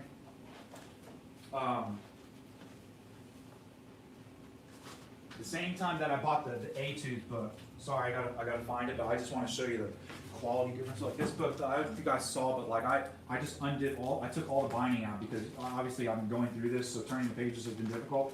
But I bought these two books at the same time. They're like 20 years old now. But look, this is what I wanted. You can see, like, essentially this one's like almost brand new. It's got some use. Okay, I have read through this all the way a number of times. But what I wanted to say, what I'm saying is, like, I kind of like been really neglecting. I'll just say I'm really not attracted to the Polonaises that's the truth. But at least with the Polonaise Fantasy, you know, just hearing it so much, and actually, so I actually heard Gabriel Montero play this too in recital, and it was phenomenal. I really enjoyed her performance. Anyways, but so, you know, kind of started with her, but then also after hearing so many people program this piece in the competition, and I'm not going to make really comments about the playing, but anyways, just I myself makes me want to, like, take it seriously for once, because I've never where'd my coffee go? I've never sat down to like I'm doing with the listen on it to say to like really study them. I don't know, and just in general, I don't know. I guess I like some of them, but I don't know. I just had to. I'm more in the mood to play or listen to the Etudes every day than I am the Polonaise. I don't know. Just the Polonaises, like, just again, I don't know, unattractive to me, and you can just see by the use of my book, like how much I've used the Etudes book versus like the Polonaises book is like virtually, you know. And so, by the way, that my only recording of the Noble Polonaise, or whatever, Heroic Polonaise, Opus 53, that's the first time and only time I ever played it in like 12 or 13 years. You know, like I said, because I've had that book for like 20 years. So, you know, I learned. I can't say I learned it, but I was kind of like into it and learned it and play. I used to play it a lot. I used to try, especially at the beginning, because I always thought the beginning was absolutely the hardest, because this is just unrelated. I don't know, maybe at the time, because I'm also trying to, I'll just say doing chromatics in the fourth is what's hard. You know, now, because now it's easy, but when I first started playing, I thought that shit was impossible. And so I used to play that all the time. Anyways, I don't know, like I said, I just got tired. I don't like the Polonaises. They just,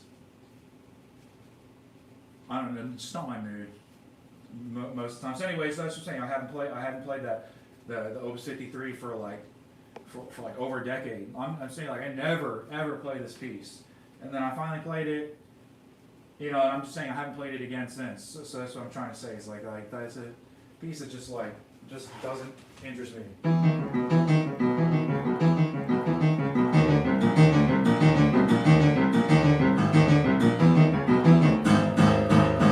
don't know. Just it's not my kind of music. You know, I'll just say I listen to other people play it a lot.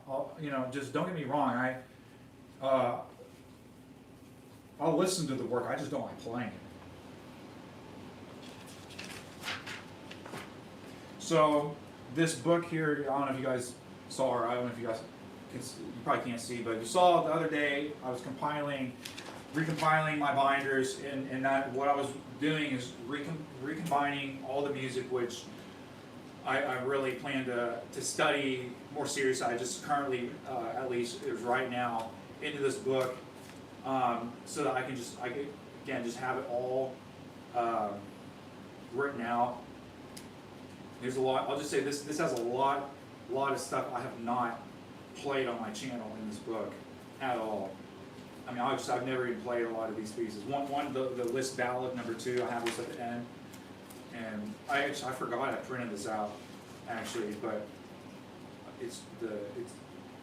I'll just say I'm not doing it now because, I could probably just really crappily hack through it, but what I'm trying to say, I'm not trying to focus any of my time on that right now, like 100%. I'll just say even right now I'm kind of having to drop the Chopin etudes because to kind of focus on this list, because equally, you could say I already thought about it.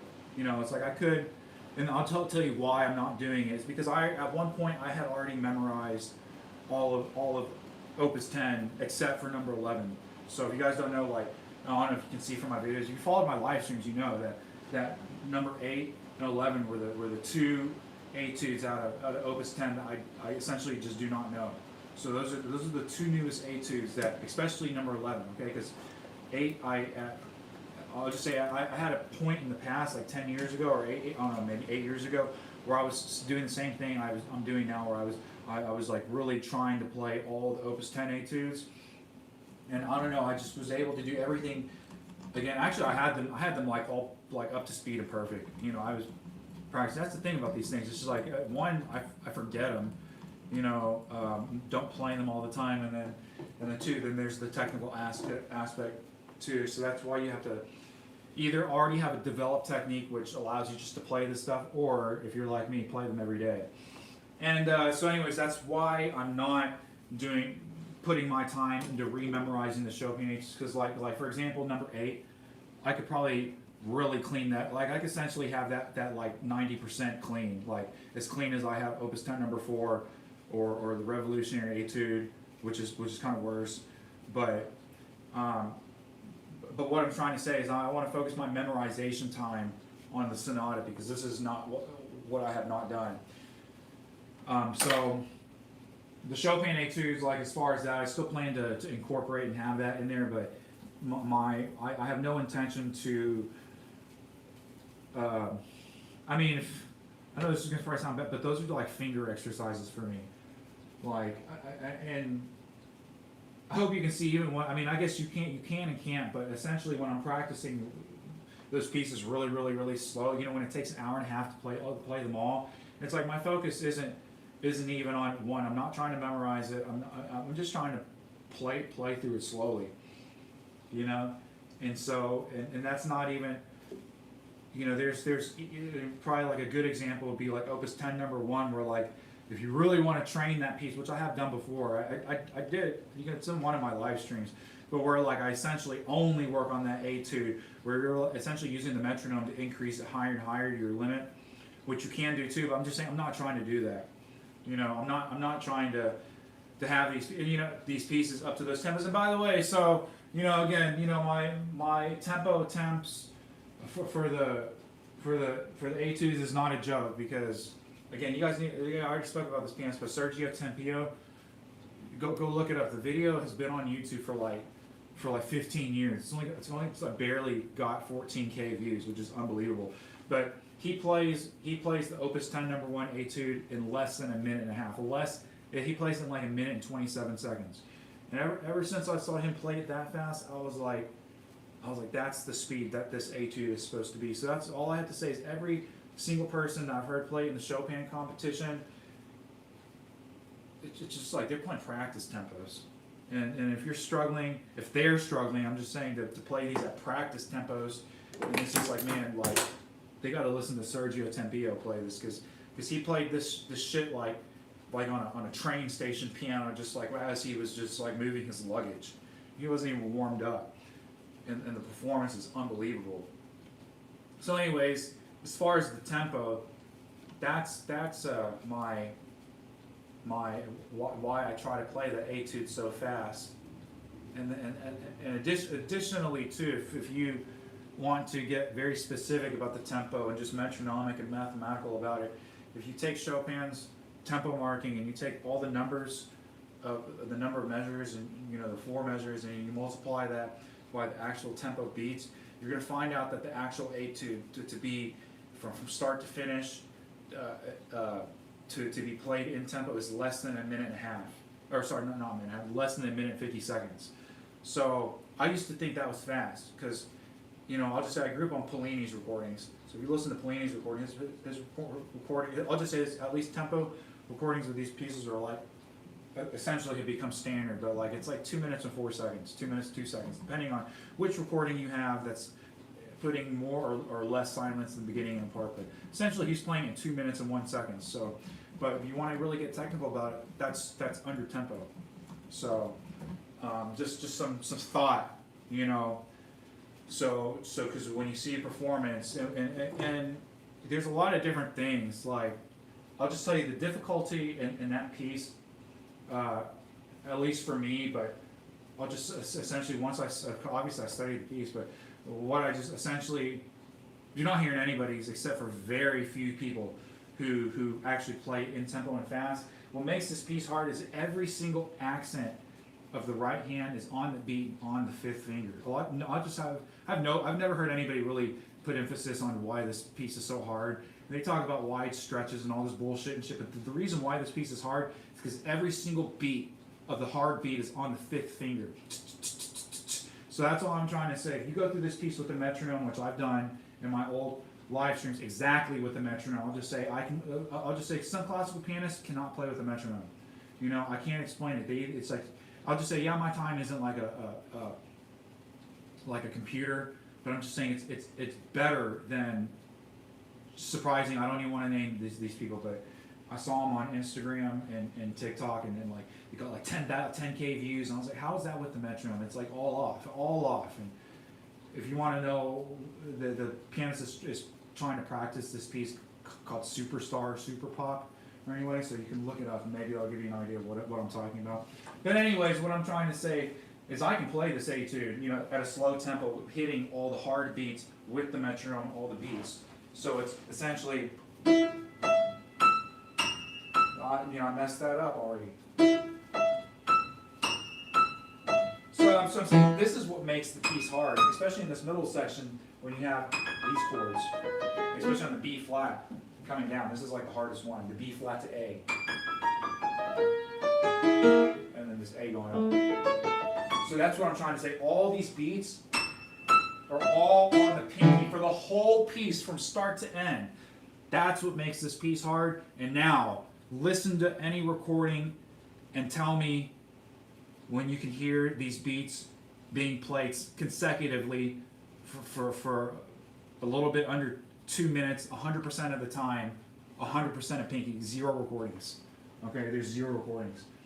I hate to say it like this too, but like, because I'll just say it's just interesting. It's just everything's learning, and it's more of a man, I want to see how this develops rather than, oh, that sucked. Okay, but naturally, if you want to see something develop, that means that you had to have seen something that was inferior at some point, right? So don't get me wrong. If you watch a pianist and then 20 years later you're saying like, man, this pianist has really grown, then back in your head, then man, something they played really fucking sucked 20 years ago, or they got really much better at something. So that's all I'm trying to say. It's not about, like, people get this wrong idea. They think it's about hating everybody or like just being overcritical and stuff or whatever. I'm just saying it's just about being artistic, So anyways, what I'm getting at is, Yoon Cham Lim released the first thing he did after the Van Cliburn stuff was kind of what I want to say is interesting, is he released all this repertoire outside of what he basically performed the same stuff that he performed for the show, like the Beethoven Eroica variations, which is really, really good. Okay, now, I'm not saying these are bad, by the way, but I hope you can further see my point once you hear this antecedent and the transcendental etudes. Like I said, that he performed the same exact program in Korea on a different piano, and the program got copyrighted. It's taken down now. I think it's put back up or whatever. But it's the same exact program, and then he did the same exact preliminary program in Poland too, on the Shiguruk Highway, where he did the Scriabin G sharp minor second sonata. So what I'm getting at, what he did not do is the Chopin etudes, but that's the first thing he releases on CD. The Van Cliburn has their own productions that they produce when they remaster and stuff. But he got signed, I believe it's with Decca. So this is what I'm trying to say. And when you look at like Aristo Sham and all these other people, they recently announced all the people that they got, the companies that they signed with, but you know, they're not getting signed with specifically like Van Cliburn is what I'm trying to say. They have their own independent choice to go anywhere, and so that's what I'm trying to say. So anyway, so he gets signed with Decca or whatever, and he releases the Chopin Etudes, and you gotta keep in mind that these are studio recordings, and they're really good, and you know, a lot of people have their own. Ben Laud did like an hour thing, you know, you can watch that, because if you, I'll just say it's good to watch his video if you are unfamiliar with historical recordings. But like me, if you're already familiar with every recording in history that's like been on, I'll just say every recording on YouTube I've already heard. So it's like, you know, I know where these recordings came from. So I know who, like, with the instances of certain recordings, like I know who made them. So, and then a lot of these recordings on YouTube are the biggest ones, like of Horowitz, they're my recordings that people just stole from me. So anyways, that's another topic. But what I'm trying to say is also that, sorry, that fat white guy who reviews music, his reviews are really good. But he had nothing good to say, nothing good to say about these etudes of Ewan Chamberlain. And anyways, kind of what I'm wanting to say about him is that I listened to the CD recordings and you know, just flat out, what's the most notable thing about his recording is that he brings out like different voices at different times, okay? And I don't want to get too much into that or deny the technical foundation which is apparent and stuff. Well, that's kind of also what I want to talk about though. So anyways, but then you go look at now later on what he did. He kind of like went around performing the Chopin Etudes now, and that's what I wanted to say is like I can't find a recording where he messed up a few times in Opus 10 number 1, you know, and that's all I'm trying to say. And then I listened to all the etudes, and I was like, there's a number of mistakes in all the etudes when he performs them all live, and I'm not holding that against him or anything. If anything, it should be a testament to the absolute sheer difficulty of these pieces. But I just thought it was interesting, you know. I thought it was interesting that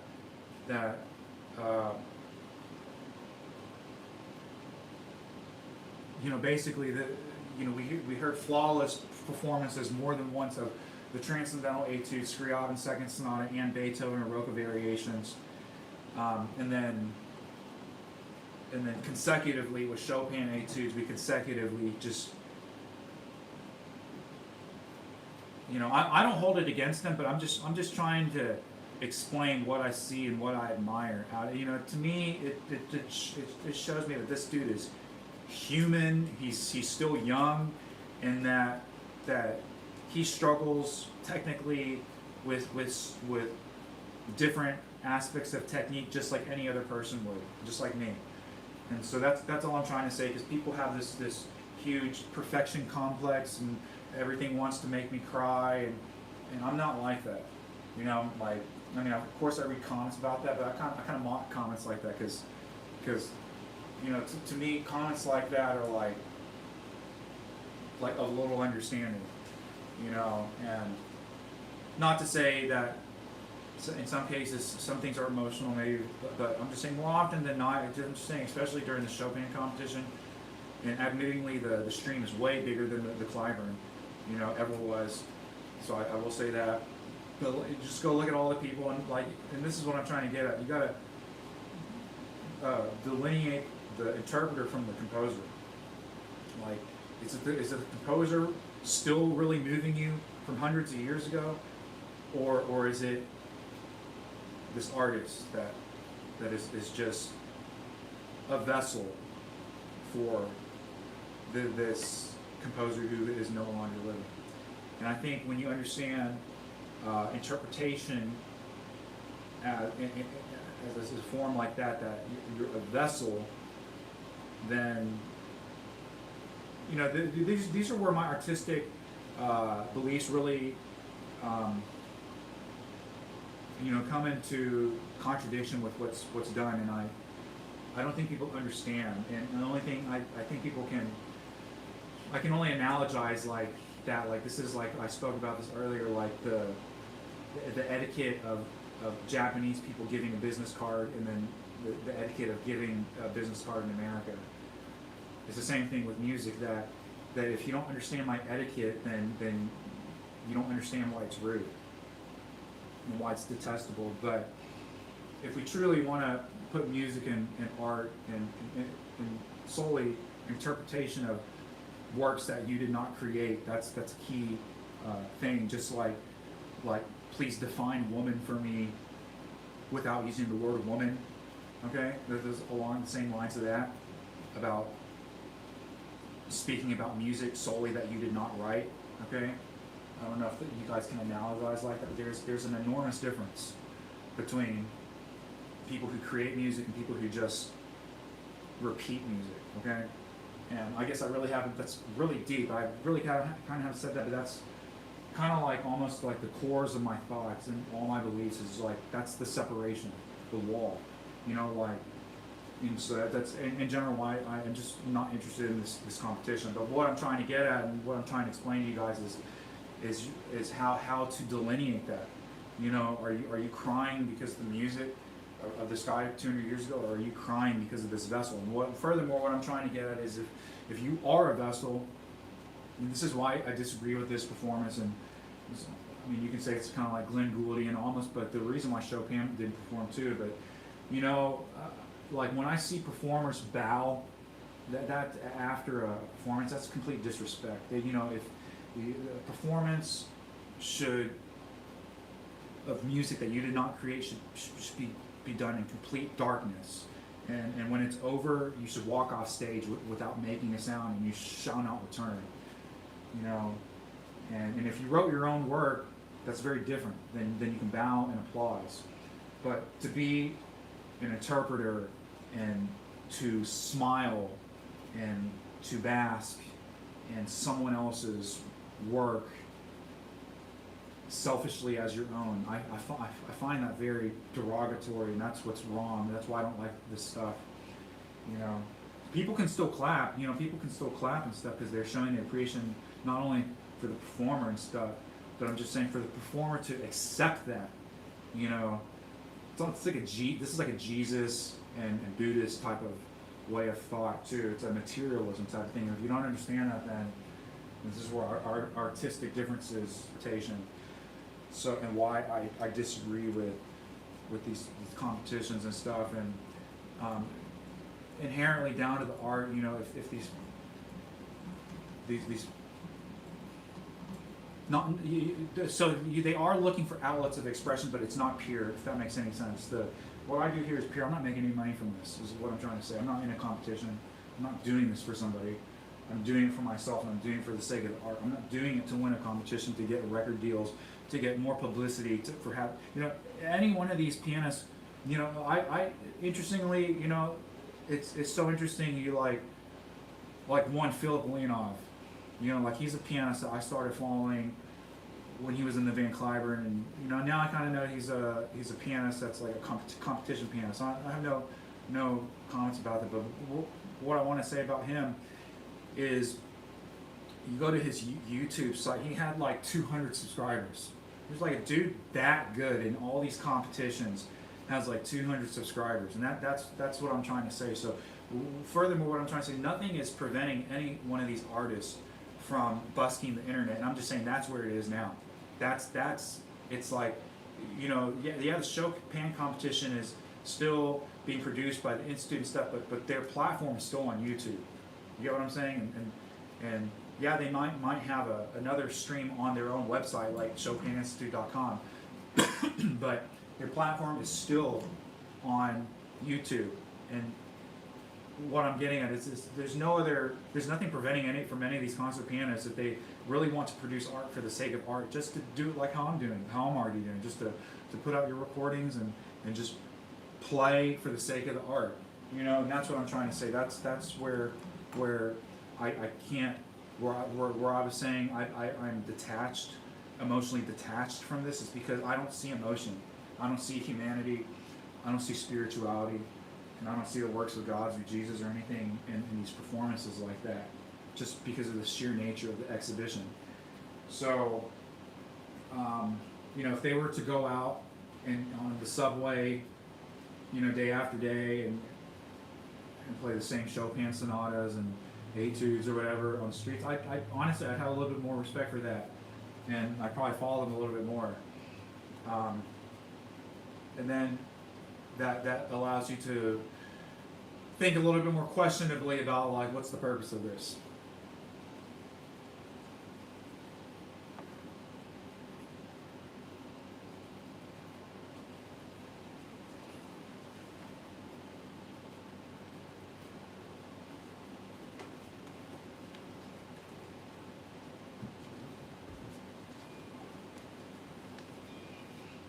You know, again, another one of the books I recommend reading is The Enigma by Bruno Mont-Saint-Jean, and he's the guy who interviews a lot of classical musicians. But you know, the whole, you know, I don't want you guys thinking that, like, oh man, this guy's like way far out, you know. But you know, the last years of his life, I read the whole book and watched the movie, so the book is really good, by the way.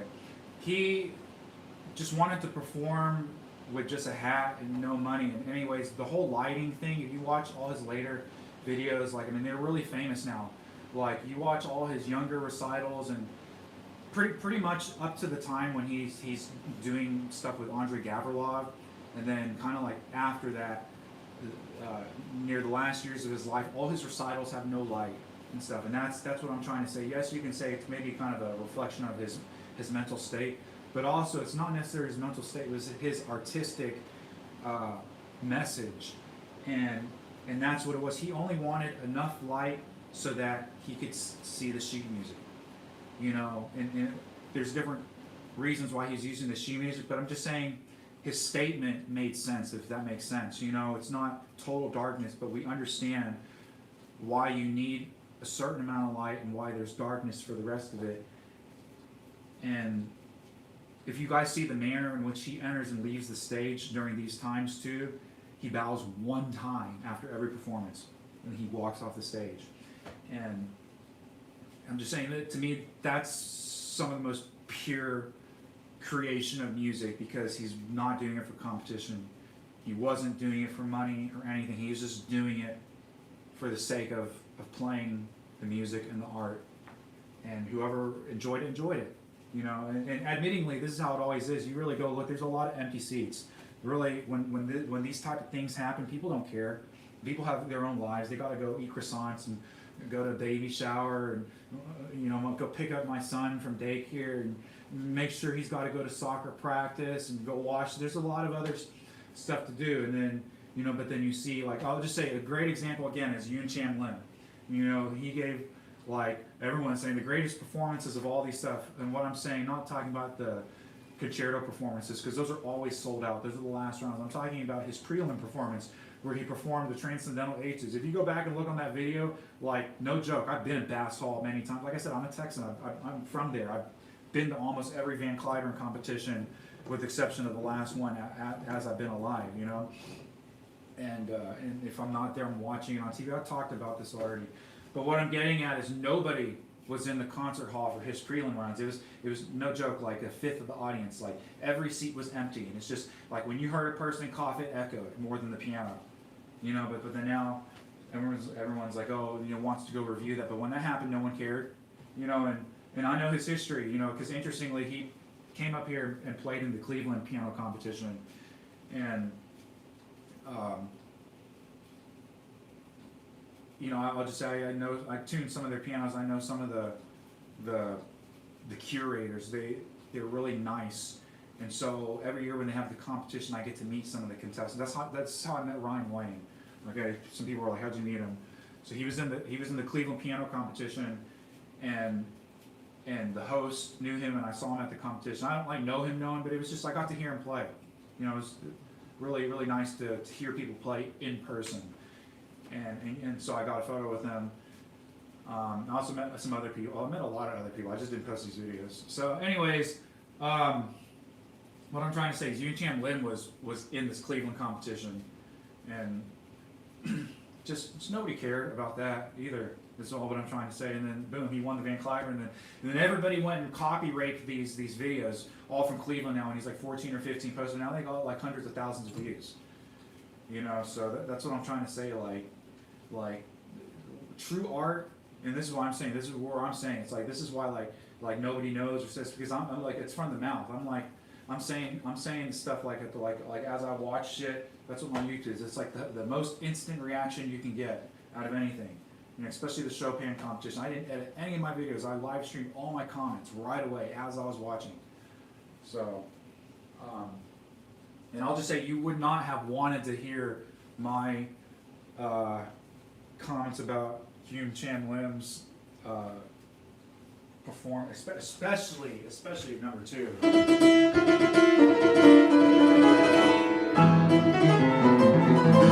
Especially that etude. I'll just say, okay, because yes, I've studied. You guys know, yeah. I'll just say that recording of me playing the transcendental etudes, like one, I don't know all the etudes. Especially, I don't know Fugues Follet. I don't know number 7. I don't know all of them. Okay, I've only studied 2 and 8. Okay, I'll just leave it like that. 2 and 8 are the only ones I know. Okay, every other etude was like straight up sight reading. So, anyways, but nevertheless, I'm clearly familiar with at least their melodies and stuff. And so, especially with number 2, okay, I studied the shit out of that, and that's what I'm trying to say. So it's like when I watched his recording, I heard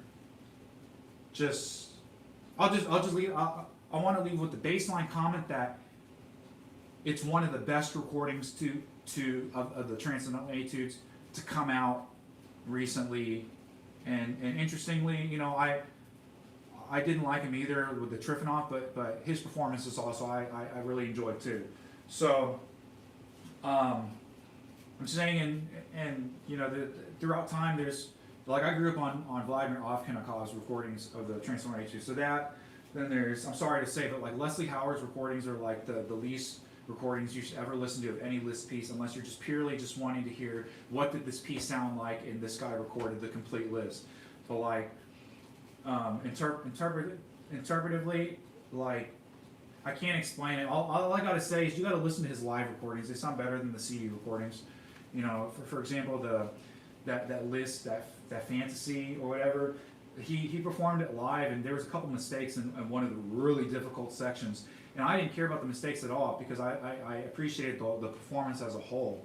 And I'll just say I appreciated that performance way better, like 20 times better than anything that was ever on any of those CDs. Because I've listened to the whole, I've listened to every single CD of that Liszt thing. So again, like I knew all the people that made those recordings in the past before even torrents came out, like who was scanning and making those CDs. And so when those CDs came out, like even before he like recorded the supplements, I was listening to the CDs as they were coming out and as he was recording them. So I think he kind of slowed down, but there was a couple of years where he stopped, and then like some manuscripts got found or whatever, and he made like another edition or whatever. So what I'm getting at is just you know, I'm just really familiar with how those etude sounds and all the inner voices and stuff, and I just thought a lot was missed, in my opinion, especially because you got to understand what this etude is about. It's contrapuntal all upon this one motif. You can call it melodic and rhythmic. And what's interesting about this motif is what makes the piece interesting. And again, I don't hear people talking about this, is that the motif can be broken down into just its rhythmic aspect and its harmonic aspect. So rhythmically, Liszt does a lot of stuff with just the rhythm, and then also harmonically we have you know, like in the middle. I mean, there's so much I can talk about. The piece is so underrated in my opinion. In my opinion, I think that piece is harder than Fugues Follet. Okay, and that's just how I feel. I really do feel that number 2 is harder than Fugues Follet, and I think it's harder than Fugues Follet because nobody can play it, and nobody has given a convincing recording of it yet, in my opinion, at all. So, and again, what's most especially hard is 48 chords, like in like less than 6 seconds at the end. Yeah, I gotta, you know what I'm talking about.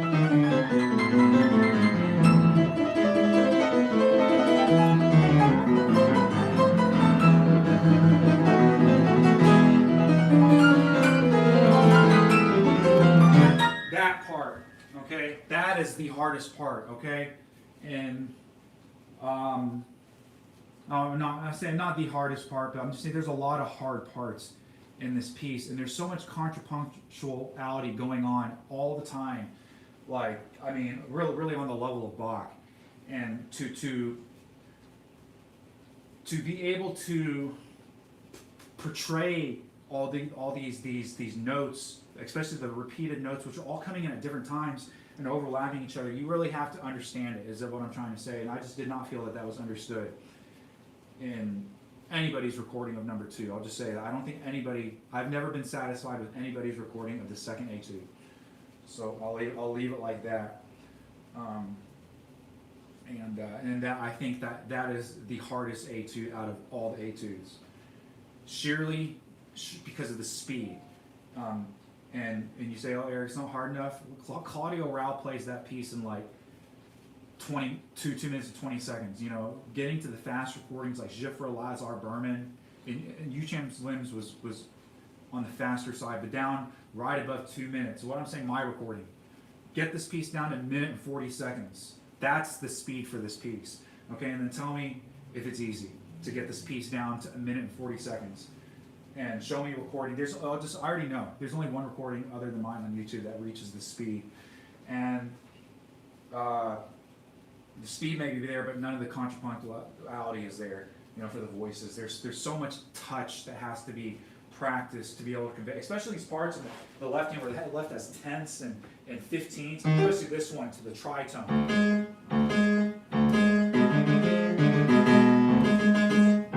That's the hardest one to do at a fast tempo. And I listen for this stuff because unless your hand is big enough, the left hand is giving the beat for this whole time. It's always going to. What I'm saying is, the way you have to do that is, so you saw that like that's actually before the beat. So that's what I'm saying. You're going to hear like that pianist either it's like a magic trick to get this in time is what I'm trying to say, and nobody plays this in time. And again, I can play this with a metronome, so play this with a metronome and you'll see where everybody is. Also right here where no one plays this, because this is where the compound meter changes into simple and duple within the compound meter. Nobody plays this syncopation correctly, in my opinion, either though.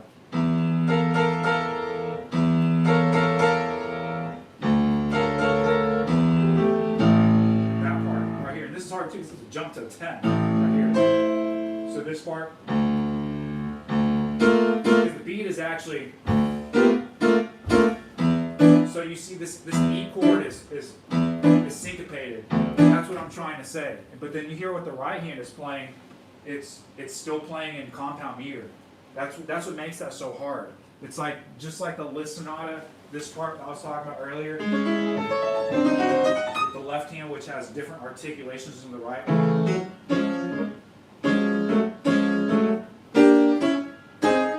You know, that's the same thing. So I'm just like, show me a recording now where you hear that, okay? 0. Yeah, it's a little bit about the transcendental etudes, but that's what I wanted to say about that. And kind of like along with the Chopin competition is kind of like just the most extreme that I mean, this competition is like, I don't even know how to explain it, but what I'm saying, it's only on these pieces. Just like in the Yun Cham Lim example, like just because he could play all the transcendental etudes doesn't mean he could play all the Chopin etudes perfectly, you know. And then the same thing with all these people, same thing because they play all the Chopin doesn't mean they could play Liszt well, you know, because often the case, and this is my biggest thing, is like when you study history and you study sound and who did what and what and what, it becomes pretty apparent that like the reason why Liszt was so big and clear is because he could play like Chopin, but Chopin could not play like Liszt at all. You know, you could put a mirror or a stage curtain and put Chopin and Liszt behind there and have them both play, and Liszt would be able to fool the audience, but not Chopin. That's what I'm trying to say. So that's what that competition's about. And when you accept that as truth or as objective truth towards what the music actually is, then that's why I'm not interested in this stuff, because often, like I'll just say, like Yandi Lee's a great example too. You know, and I'm sorry to say, but even Martha Argerich too. It's like I mean, I'm not trying to dog. I'm just saying, me musically, it's just like along with Jeet Kune Do. Again, study Jeet Kune Do, and you'll know what I'm talking about. That when I'm 8 years old, yeah, I'd like to be able to play like that, and do stuff, but I'm a composer. I have no desire to be playing the like Prokofiev third until I'm 80 years old every day. You know, and again, like playing these Chopin etudes, it's like it's just a finger exercise for me, is what it is. Finger exercises, you know. So yeah, there's some musicality in it. But that's what I'm trying to say. So like, you know, these winners, with the exception of the pianists who you've seen shown up in different competitions, playing different repertoire, like the ones who just played in Leeds or the Van Cliburn, you know, it's a very narrow window into their musical ability to put them on the forefront of the international earth or world as like a star. Because in my opinion, it's like it's like go to Olympic events, you know, just like you're not master of the Summer Olympics, you're master of one event, of one thing. It's like even when you go to runners, it's like the runners aren't even good at, you know, you're gonna have a long distance runner, you're gonna have short distance runners. And then within the short distance runners, you have, well, I just go for 100 meters, I just go for this, I do hurdles, I do relay. You have all this small bullshit, and that's what I'm trying to say. The Chopin competition is like Summer Olympics, down to running, down to hurdles, down to just females. You know, that narrow. And so, you know, that's you can't say that same person can do pole vault. You can't say that same person can do discus throw. You know, and that's what I'm trying to say. The Olympics used to be very different as well. They used to be much more all around. And anyways, that's why I like the Van Cliburn competition more, because, you know, though I use that Yoon Cham Lim example, still the musicianship required for the Van Cliburn is, in my opinion, greater than the Chopin, much greater than in Chopin. So especially since you have to play new work as well, that's very, very different. So and then additionally, you're still hearing Chopin works. You know, like take the Nobuyuki Tsuji. He played all the Opus 10 etudes in his preliminary round, and now since I bring it up, I actually thought his etudes were better than Yoon Cham Lim's. You listen to, and this guy was blind. I thought that's the truth. I thought the 2009 Van Cliburn finalist to Japanese Tsuji could play Chopin better than Yoon Cham Lim, and that's my final thought. And all I have to say is go listen to both. I'd say you have to don't listen to Yoon Cham Lim's CD recording. Listen to Tsuji's live recording of the Chopin etudes, and then listen to there's 2 or 3 recordings of Yoon Cham Lim. Doesn't matter, pick any one, and every single one he messes up in Opus 10 number 1. Okay, so listen to any of those recordings and compare them. Of course, their artistic style is very different. I will give them that. Their interpretive style is very, very different. But I'm saying, as far as a person who has just like fully foundationalized the foundations of the keyboard, Tsuji is on another level, in my opinion.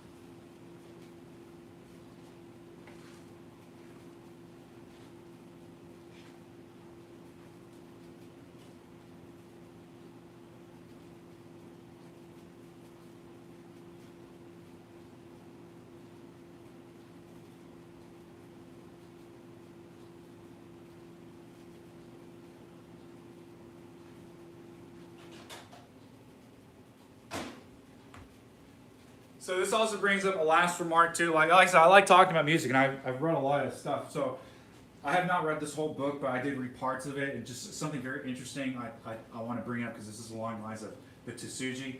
I think Lang Lang has a number of books, but he had an earlier book, the one where he basically talks about his real struggle, you know, and the struggle is real. It truly was real. Everyone has different experiences in life, and you know, I'm a fan of him. I'll just say it like I'm a fan of him. So I think he's a great guy, and I've heard him a number of times. But anyway, so in his book, he mentions kind of like his younger student days when he's still in Beijing or whatever, and he's talking about I guess what he's working on in his lessons and kind of his experience with other students. And he mentions he's you know, of course it comes to a point when like all these students here, everyone's playing the same pieces. You know, you just look at the Chopin competition. All these people are playing all the same pieces. So everyone not only is playing the same pieces, like they're familiar with all his works. You know, I bet you every single pianist in the Chopin competition, they're probably familiar with like 90% of everything he wrote. So that's what I'm trying to say. So when you're in these giant conservatory schools, the same things. Everybody knows all the concertos and all the works and all the major stuff. You know, it's like nothing new. I've seen it. You know, you know, that's kind of like once I saw like people do kind of like at certain types of exhibitions, I realized like how good people can be on the keyboard and kind of like where I'm at. And that's very low. So anyways, what I'm getting at is he's learning the Liszt Tarantella, the bum bum.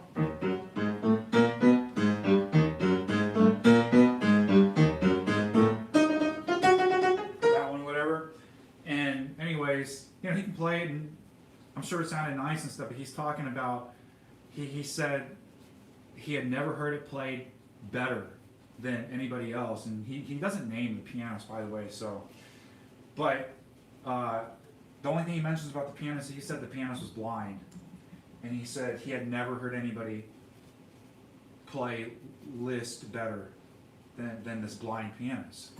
And so I've always wondered who this blind pianist was, but that's kind of what I'm trying to say along the lines where, like, I really thought Tsuji. I heard both these people live, and you can just see my video. I saw Yuncham live. I had the only video of him winning the actual gold, of them announcing, you know, that video.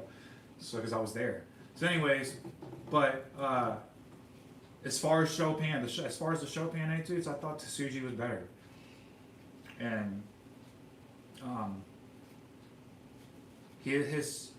again, I said it in something. His sound is really interesting. It's like a mixture of Evgeny Kissin with Alicia De La Rocca. That's how I described his sound, and a little maybe a little bit of George Bollé without the slowness.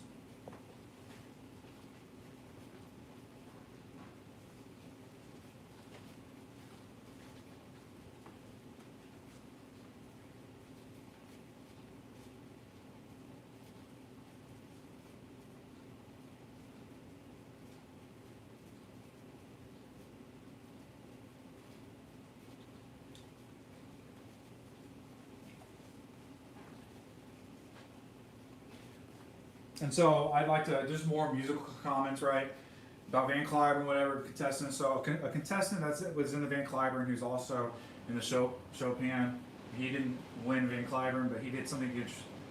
Well, I thought it could have been more interesting, and this is my comment about it. The Jonas Almueller. I'll just say again, you got, like, if you guys have been listening now for this past hour, you understand what truly interests me, what really does. Interpretation doesn't interest me that much, unless it's my own interpretation. You know. So anyways, but the thing that interests me about him was he did his own arrangement finally. Something, it just wasn't something that it was something kind of his own, because, you know, I'm not really a fan of transcriptionists either, because that really isn't your own either. It's like you can come up with any of these melodies, and it's completely different again to totally create your own music versus just play melodies or excerpts of others, like potpourri or something.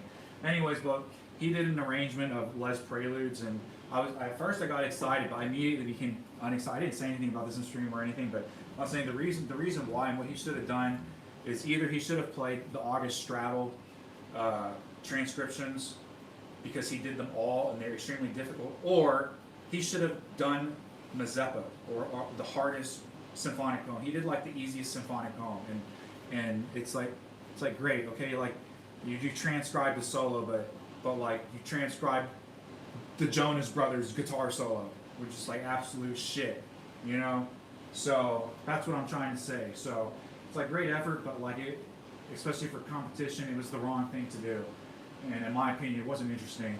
It's like I didn't want to hear that. When I heard Les Preludes, I wanted to hear Mazeppa, especially the Mazeppa arrangement, which I talked about this, that like other than that one recording of my crappy playing of Mazeppa and my short of it, I'm never gonna have that feature that work on my channel. I hate that work. I think it's terrible. I can't stand the reception which this piece has. this piece has. Excuse me, I'm losing my voice and talking so much. But anyways, but I also did say that the only version I do ever listen to is the symphonic poem version, which is like 16 minutes long, and it's completely different than any of the piano versions. And that's what I'm saying. That's why I listen to it. And so for true lovers of music, and that's what I'm trying to say, like more of the joy, more of the experience, and the expression of the music actually just comes from truly just hearing the music rather than playing it. I don't know if people can actually even understand that. Like Mozart, like a lot of there's I don't know who said it, but like he kind of would have been more happy just being in a room by himself and having all that music in his head. He would have been fine. He was kind of like the reason we have so much music written out by him is because we commissioned it from him. So he had to do it for a lot of different reasons throughout his life, but essentially to eat and live. But you know, when he wasn't doing that for money, it was everything else was just some la la land in his own head, and we would have never heard anything that he ever came up with. And there's probably hundreds of tunes that we never heard that he came up with, just because he just kept them in his head, and we just never heard them because no one ever paid for him, and he didn't have the time to do. He didn't live long enough.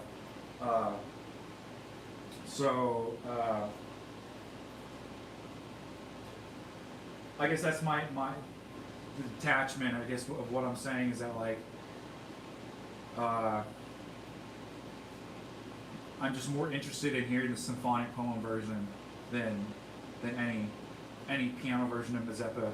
And in my book, any true lover of that melody, of that work, and of that piece, like in its highest form and stuff, would absolutely detest and never want to even, you know.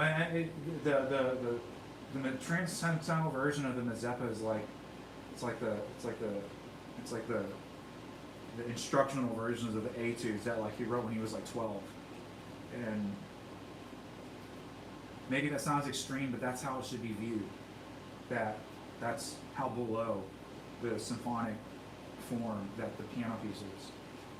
And I think most symphonists would agree with me that there's things that the piano is essentially like the maximum expressive form, but nevertheless it's still a vessel for the symphony orchestra, you know.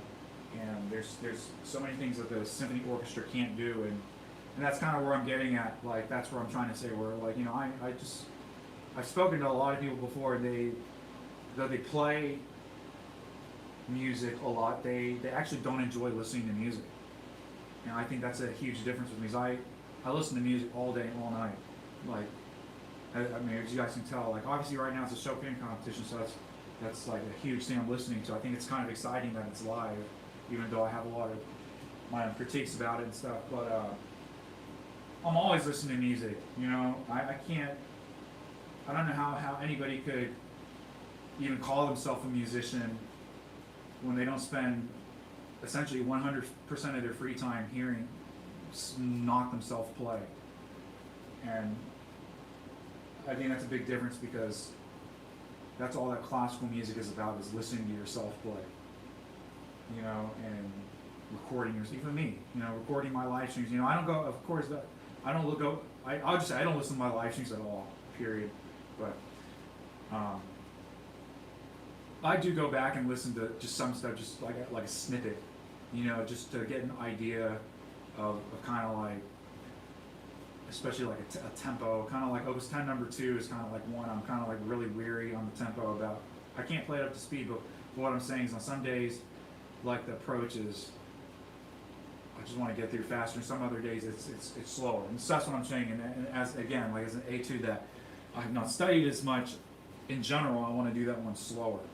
So that's what I'm trying to say. So when I go back and hear the recording, I'm going back to hear how fast or slow I did these pieces on certain days and whatever.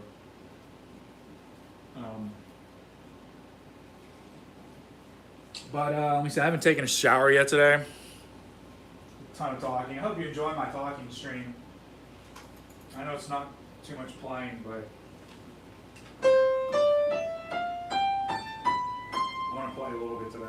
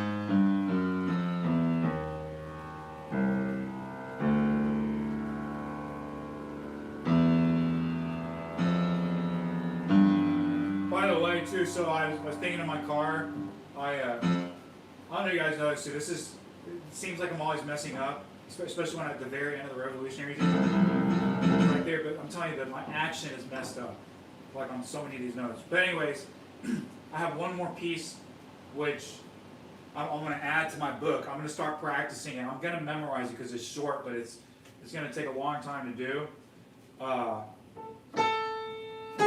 So I hope you guys like it. I haven't printed it out yet.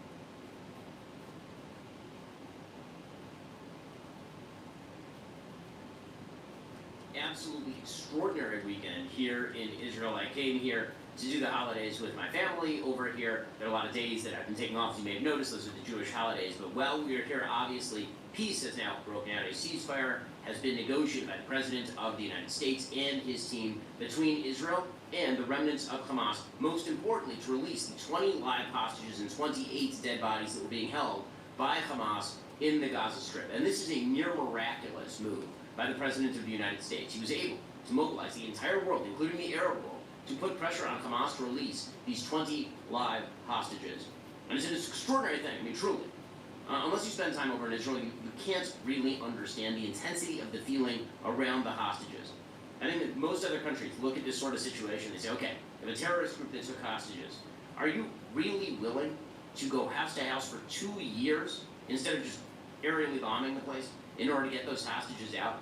Are you really willing to sacrifice, legitimately, hundreds of soldiers to death and wounding in order to protect hostages and try to save those hostages? What are you willing to do? And the answer in Israel is yes. That is the thing that Israel has been willing to do. And this has been scimitar hanging over the head of the Israelis since the very beginning of the war. Israel has had to stop and start the war half a dozen times. Israel has had to take measures that no sane country would have to take in order to try and ensure the safety of its hostages. Israel has had to move slowly and meticulously and risk the hatred of the world in order for those hostages to get out. And so, the fact that the President of the United States, Donald J. Trump, and Prime Minister Benjamin Netanyahu were somehow able to put together a deal in which the 20 hostages who were alive came out all at once, which is what happened on Monday morning. And they were able to do that without allowing Hamas to fully reconstitute in the Gaza Strip. Israel is still present, the IDF is still present in some 53% of the Gaza Strip. Right now, actually, the situation on the ground in Gaza is that Hamas is having firefights with a bunch of local militia groups over who is going to control Gaza next. And in the end, there will have to be some sort of heavy hand put on the remnants of Hamas, whether that happens from an international group, the way President Trump is talking, whether that happens via the IDF. We don't know the answer to that yet. What we do know is that Israel's long national nightmare with regard to these hostages is now effectively over, because all 20 of them came out on Monday, and that's an extraordinary credit to President Trump. Well, Team Trump was on the ground over the weekend. Jared Kushner, who is very involved with these hostage negotiations, he was on the ground. So was Steve Witkoff, who of course was quite involved in the hostage negotiations. So was Ivanka Trump. They were on the ground in Tel Aviv, and they stopped by Hostage Square, which is a section of Tel Aviv that has been set up where there are protests pretty much every single weekend. Now, a lot of those protests are merely just a sort of cry of anger and pain over the fact that hostages were held for 2 long years, since October 7th, 2023. Some of it was political. There are some members of the Hostage Forum who are just opposed to the current Prime Minister of the State of Israel. But whatever the reason, the unbridled joy felt by all Israelis at the return of the hostages is overwhelming.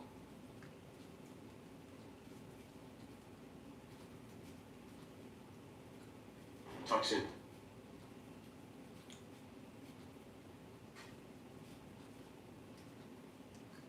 The bully. I'm telling you. She's a bully.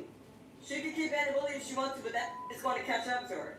You might remember this woman, Afeni Muhammad, the McDonald's employee who apparently went on a rant that prosecutors say turned deadly when she was accused of killing her manager at a McDonald's following an argument. Well, now a major decision has flipped this case, and we're going to break down what it means for what comes next in court with a criminal defense attorney. Welcome to Sidebar, presented by Law and Crime. I'm Jesse Weber. This all started with a rant. It was raw, it was angry, and it was all over Instagram. She's a bully. I'm telling you. She's a bully. Somebody got to do something about that. It's not funny. It's not fair. It isn't funny at all. So, she can keep being a bully if she wants to, but that is going to catch up to her. So yeah, you might remember this woman, 27-year-old Afeni Muhammad, who we have talked about here before on Sidebar. That was her, apparently venting online about her manager at a McDonald's in East Point, Michigan. And hours later, that same manager, Jennifer Harris, was dead. And now, after months of silence and questions about what would happen next in this case, there was finally a new development that we have to talk about, one that clears the way for what comes next in court. Now, we're going to get to that, but first we got to rewind. This is one of those stories that actually started on social media, and it spiraled into something that no one could have imagined. On July 10th, police say that Afeni Muhammad, an employee at McDonald's, a 9-mile road, got into some sort of argument with her manager, Jennifer Harris, after she said she was sent home early. According to investigators, Muhammad left, sat in her car for a while, and then came back with a knife. So when we talk about premeditation, let's think about that. When officers arrived, what did they find? Harris had been reportedly stabbed up to 15 times. A customer with a gun had stepped in to stop Muhammad from fleeing. Now, Harris was rushed to the hospital. She tragically died later from her injuries. Horrific case. And on July 11th, when we talk about what's going on in the court process, Muhammad made her first court appearance for her arraignment. This is where detectives laid out what they say happened in chilling detail. Prior to the stabbing, Muhammad was sent home by Harris for not performing her work duties and told Harris, "I'll be back." Muhammad was arrested on scene and the knife was recovered.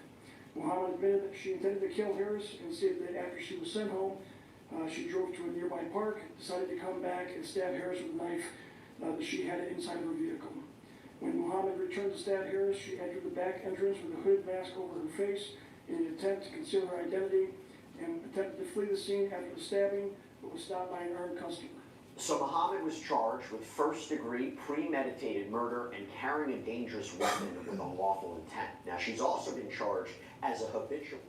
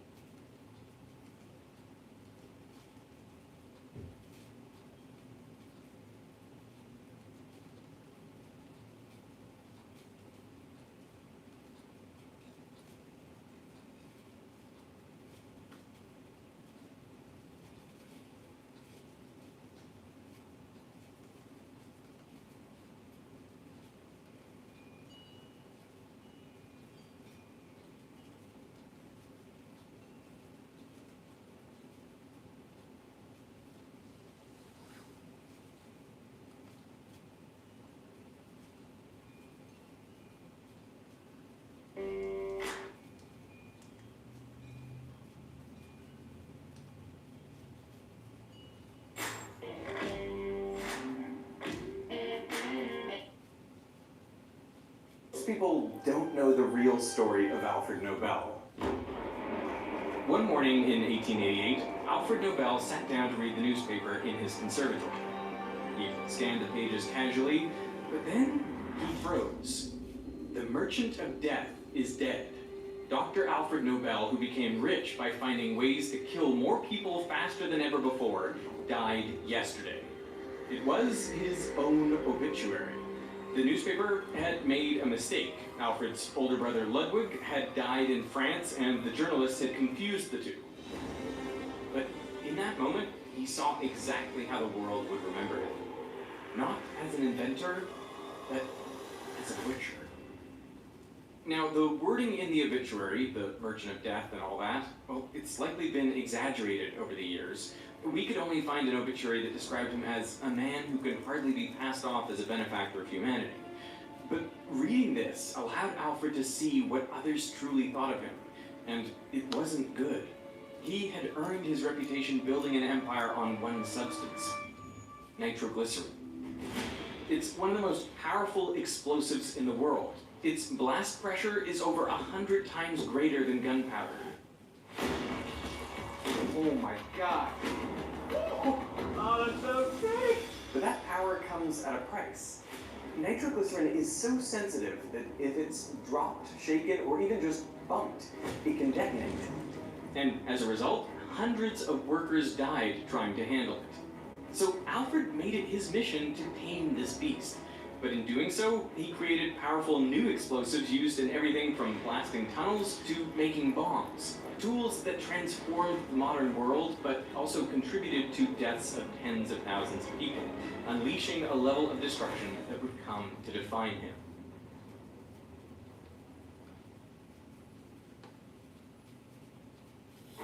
Alfred's father, Emanuel, was also an inventor. He opened the first ever rubber factory in Sweden and invented the rotary lathe, which made modern plywood possible. But Emanuel struggled with business. He went bankrupt shortly after Alfred was born. So Emanuel set off to Russia to start over, leaving his family behind. Some of Alfred's earliest memories were of watching his brothers sell matches on the street corners of Stockholm just to afford food. He was often sick, bedridden with colds, stomach problems, and bouts of depression. He would later say, "Mine was a pitiful half-life which ought to have been extinguished by some compassionate doctor as I yelled my way into the world." But soon after Alfred turned 9, a letter arrived from his father asking the family to join him in St. Petersburg. See, in the early 1850s, the great powers of Europe were gearing up for war, and Emanuel spotted an opportunity. He realized Russia's capital was vulnerable to attack from the sea, so he approached Tsar Nicholas I with plans for a new kind of explosive device, one that would float in the harbor and detonate on contact with enemy ships. A sea mine. Within months of his proposal, in the Black Sea just off Sinop, the Russian Navy sank an Ottoman fleet, and the Crimean War began. Emanuel's invention was suddenly in high demand, and the newly established Nobel Armaments Factory quickly grew from a few dozen employees to over 1,000, producing mines, torpedoes, and other explosives for the Russian military. With money now pouring in, Emanuel decided to invest in Alfred's education. At the age of 17, Alfred found himself in a lab in Paris studying under the world's greatest chemists. And it's here that he met an Italian doctor named Ascanio Sobrero, who had a peculiar demonstration. Sobrero would take an ordinary-looking piece of cotton and lay it on an anvil. He would raise his hammer and...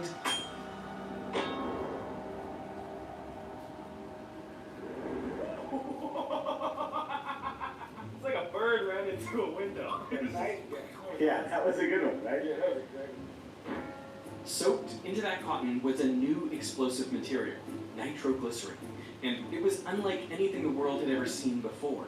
See, until then, the most commonly used explosive was gunpowder, but it had a major drawback. It's fast, but it's not that fast. When we were doing it, it was much slower than the speed of sound. That's because all the ingredients you need, the carbon for fuel, the potassium nitrate for oxygen, and the sulfur to speed up the reaction, they are all in separate grains. And if they're spread far apart, the reaction is just too slow. Come on, you can do it! Go! But if you contain gunpowder, that forces these reactants closer together, and it also traps in heat, which accelerates the reaction. And this allows the pressure from the hot gases to build up until... Well, you see the explosion and then the powder bursts out and then it catches fire. Yeah, you can see the whole bottom comes out and it just catches up to it. All these particles have to be in close proximity, and they also have to be small enough, and they have to be mixed well enough to get this reaction. So it kind of feels a little bit clunky, like it's not the ideal way you want to do this, where it's like all the molecules are actually like right next to each other. That's a great instinct, putting all the molecules beside each other so that you have them all available to react as quickly as possible. But I think I can one up that, and that is, can you put everything you need in the same molecule? Okay. And that's what nitroglycerin does. No way. Yeah. Okay. Right? Pretty cool. That is way cooler. And because of that, it's way more powerful. We've loaded 15 grams of gunpowder and 15 grams of nitroglycerin into test tubes, and then set them in clay blocks so we can compare their destructive power. This is a bikini gauge for measuring blast overpressure. And it's called bikini gauge in reference to the Bikini Atoll because an analog blast overpressure measurement device was used in the nuclear tests in the Bikini Atoll. It has a number of different diameter holes and a film inside.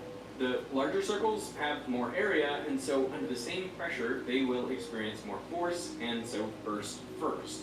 The smaller circles take more pressure to break because they've got smaller area. The smaller the circle that gets punctured means the higher the blast overpressure.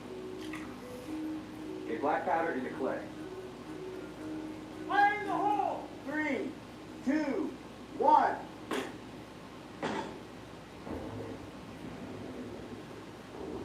Yeah, it launched the block a bit, popped the top right off. Let's look at the bikini gauge, which looks totally It's totally intact. Yeah. I mean, I'm getting nothing. Yeah. All right. Alright, so we'll see if leave that for the nitro. When the nitroglycerin goes on, it's going to be like someone shooting 50 gallons. So I don't know if you've been to the range, but that's going to be a big blast.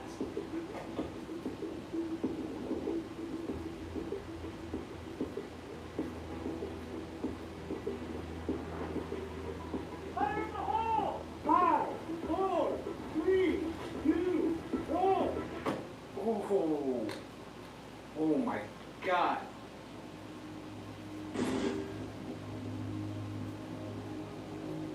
So first thing I noticed is there are bits of clay that just rain down there. I have bits of glue all over me. That's crazy. Right there. Is there anything left? Yeah, there's a bunch of clay. On this window, on that window, on this window, on the bikini gauge. It's like a Jackson Pollock painting. There's no way we got a frame there. There's instant light. Yeah. When it's fast on the Phantom, then it's fast. Nitroglycerin is incredibly powerful, and it gets this power from its molecular structure. See, nitroglycerin is a highly unstable molecule. It consists of a chain of 3 carbon atoms with 3 oxygens, and then 3 nitro groups attached to those, which are just nitrogen atoms bonded to 2 oxygen atoms. These nitro groups are what makes nitroglycerin so unstable. Oxygen is more electronegative than nitrogen, so these 2 oxygen atoms pull on the electrons from the nitrogen, which shifts the electron density away from this 3rd oxygen.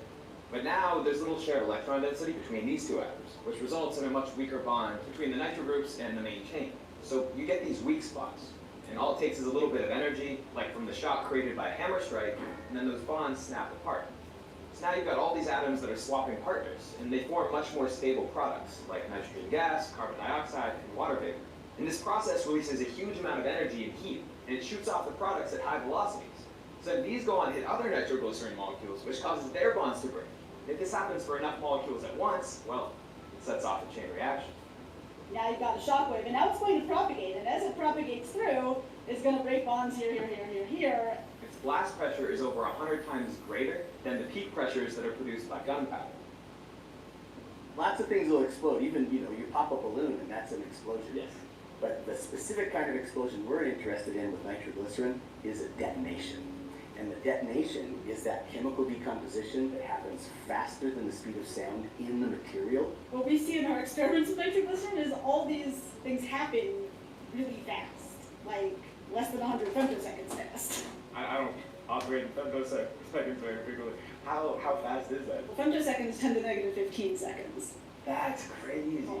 So a molecule of nitroglycerin will decompose 3 trillion times faster than the blink of an eye. And it's this speed that is one of the defining characteristics of high explosives. Yet Sombrero never set out to discover an explosive.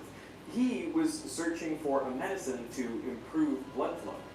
During one test, he mixed glycerol with nitric and sulfuric acid, when suddenly it exploded. Sombrero survived, but shards of glass left permanent scars on his face. Deeply shaken, he concluded this new substance, nitroglycerin, was just too dangerous. He later wrote, "I am almost ashamed to admit to be its discoverer." But Alfred disagreed. To him, the hammer strike was like a pistol shot. It was like somebody had kicked open the door to his mind. It's a real shift for this character because he's been this frail, sickly boy, kind of has trouble with people, and then he discovers explosives and chemistry and changes. It's like whenever he's working, he finally isn't depressed. He can kind of escape through his work. And at that age, you're probably not thinking about all the possible consequences of this. You're just sort of excited about what it could do. Far from fearing its power, he believed he'd be the one to unlock it and solve one of nitroglycerin's greatest problems. If I had a jar sitting right here and I want to detonate it, how do I do that? You need a long fuse. But what's crazy about nitroglycerin is that a regular flame won't cause it to ignite. So even if I ran a fuse into that vial, it's not going to explode. See, while a fuse can heat nitroglycerin, which makes its molecules vibrate faster, and it might even break a few NO bonds, it usually doesn't break enough of them at the same time to detonate the rest of the liquid. So it doesn't explode. However, if you drop it, But even that effect isn't consistent. We tried putting a vial loose in the back of this RC truck, expecting the bumpy ride to trigger it.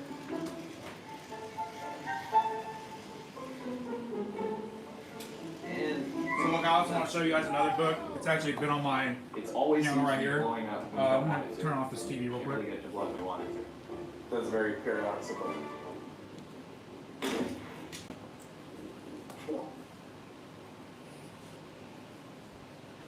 So there's another book I picked.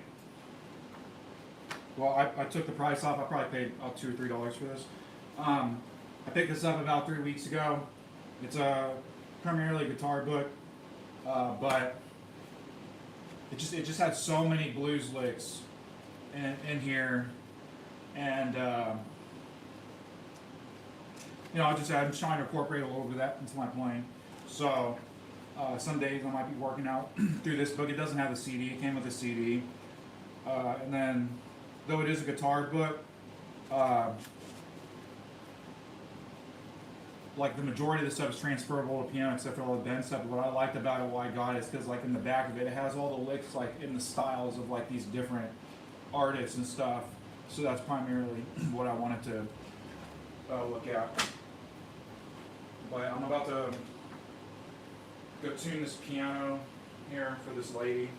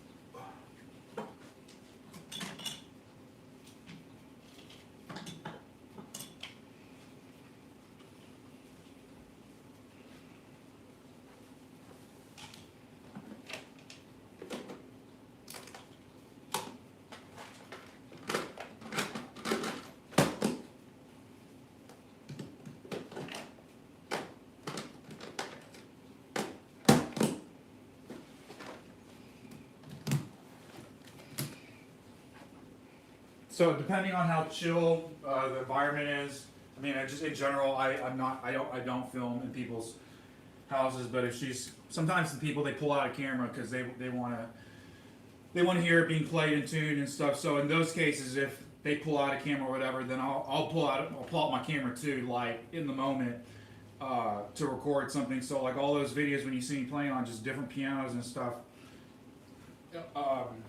Either no one is there, okay, and I'm able to film just like the piano without any other stuff, or they were asking to film something or whatever. So, but like I said, I already got a picture of this piano, so I'm kind of excited because again, it's like brand new, and it just without saying too much, I'm really tired of my piano here. There's so much that I've played it so much, and I've had it for like 20 years almost now. So, or not 20, maybe 15, but it's had hard play for 15 years, and just so much stuff needs. And if for me to be reliable, if you guys haven't noticed, it's just I've got to pull that action out like every 2 days. It's so annoying to fix all this stuff all the time, and then more so not just to fix it, but to have it break while you're again, I'm doing I'm just in the moment trying to do my music, and you have something like that prohibiting, especially like the big notes or this B flat. Like, I don't know if you guys noticed, but like I'm unable to make this note quiet on my piano. That's a whole thing about this whole piano. Like, the action is so bad, I'm unable to control the volume on it to a without thinking about it. It's like I have to think way too much, and there's so much resistance, and then the notes just don't even speak. It's just I just want to like throw a hammer like onto the action for real. So it's the most terrible action I've ever had. You know, it's I can't believe it's Bosendorfer action. So I don't know what the deal was. Maybe I just got like a whole dud, but because I have played. You know, again, I didn't have any issues with my piano actually for like the first like 3 or 4 years. Only in like the first one. Once I broke the first, again, just like keyboards. Once I break the first string, I'll just say most upright pianos, just every piano. I've never had a piano, at least upright piano, that has lasted me more than a year and a half before everything just starts breaking. It's always the strings, and once the strings break, like 20 other strings break within the next month. You know, not even speaking for the action. So, anyways, but that's kind of the deal with instruments. I find that I have to cycle through them and always be getting. It doesn't necessarily need to be new. It just needs to not be played on.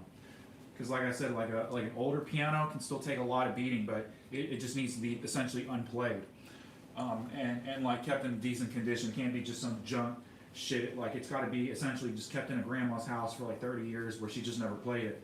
And in those cases, the piano will be just like new, essentially. The hammers will be a little bit harder, because that's the one thing I noticed, and then the strings will dead a little bit, but essentially the playability is what I'm saying. It'll last like a year, and then after a year, it doesn't matter how expensive the piano is. It could be like a $30,000 Petrov upright, you know, or a $20,000 upright Baldwin. It doesn't matter. They all break. You know, I've never had an upright piano last me longer than 2 years. So that's why I have 4 of them. I have 4 upright pianos. Only one of them works.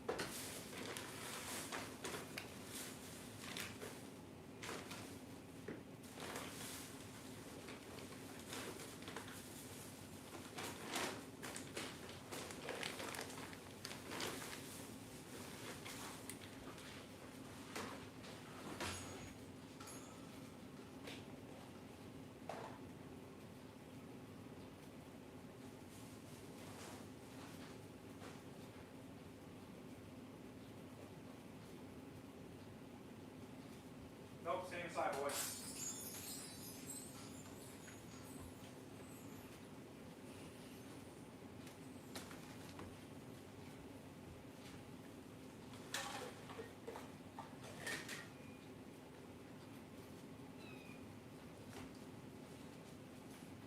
Big squeaky black.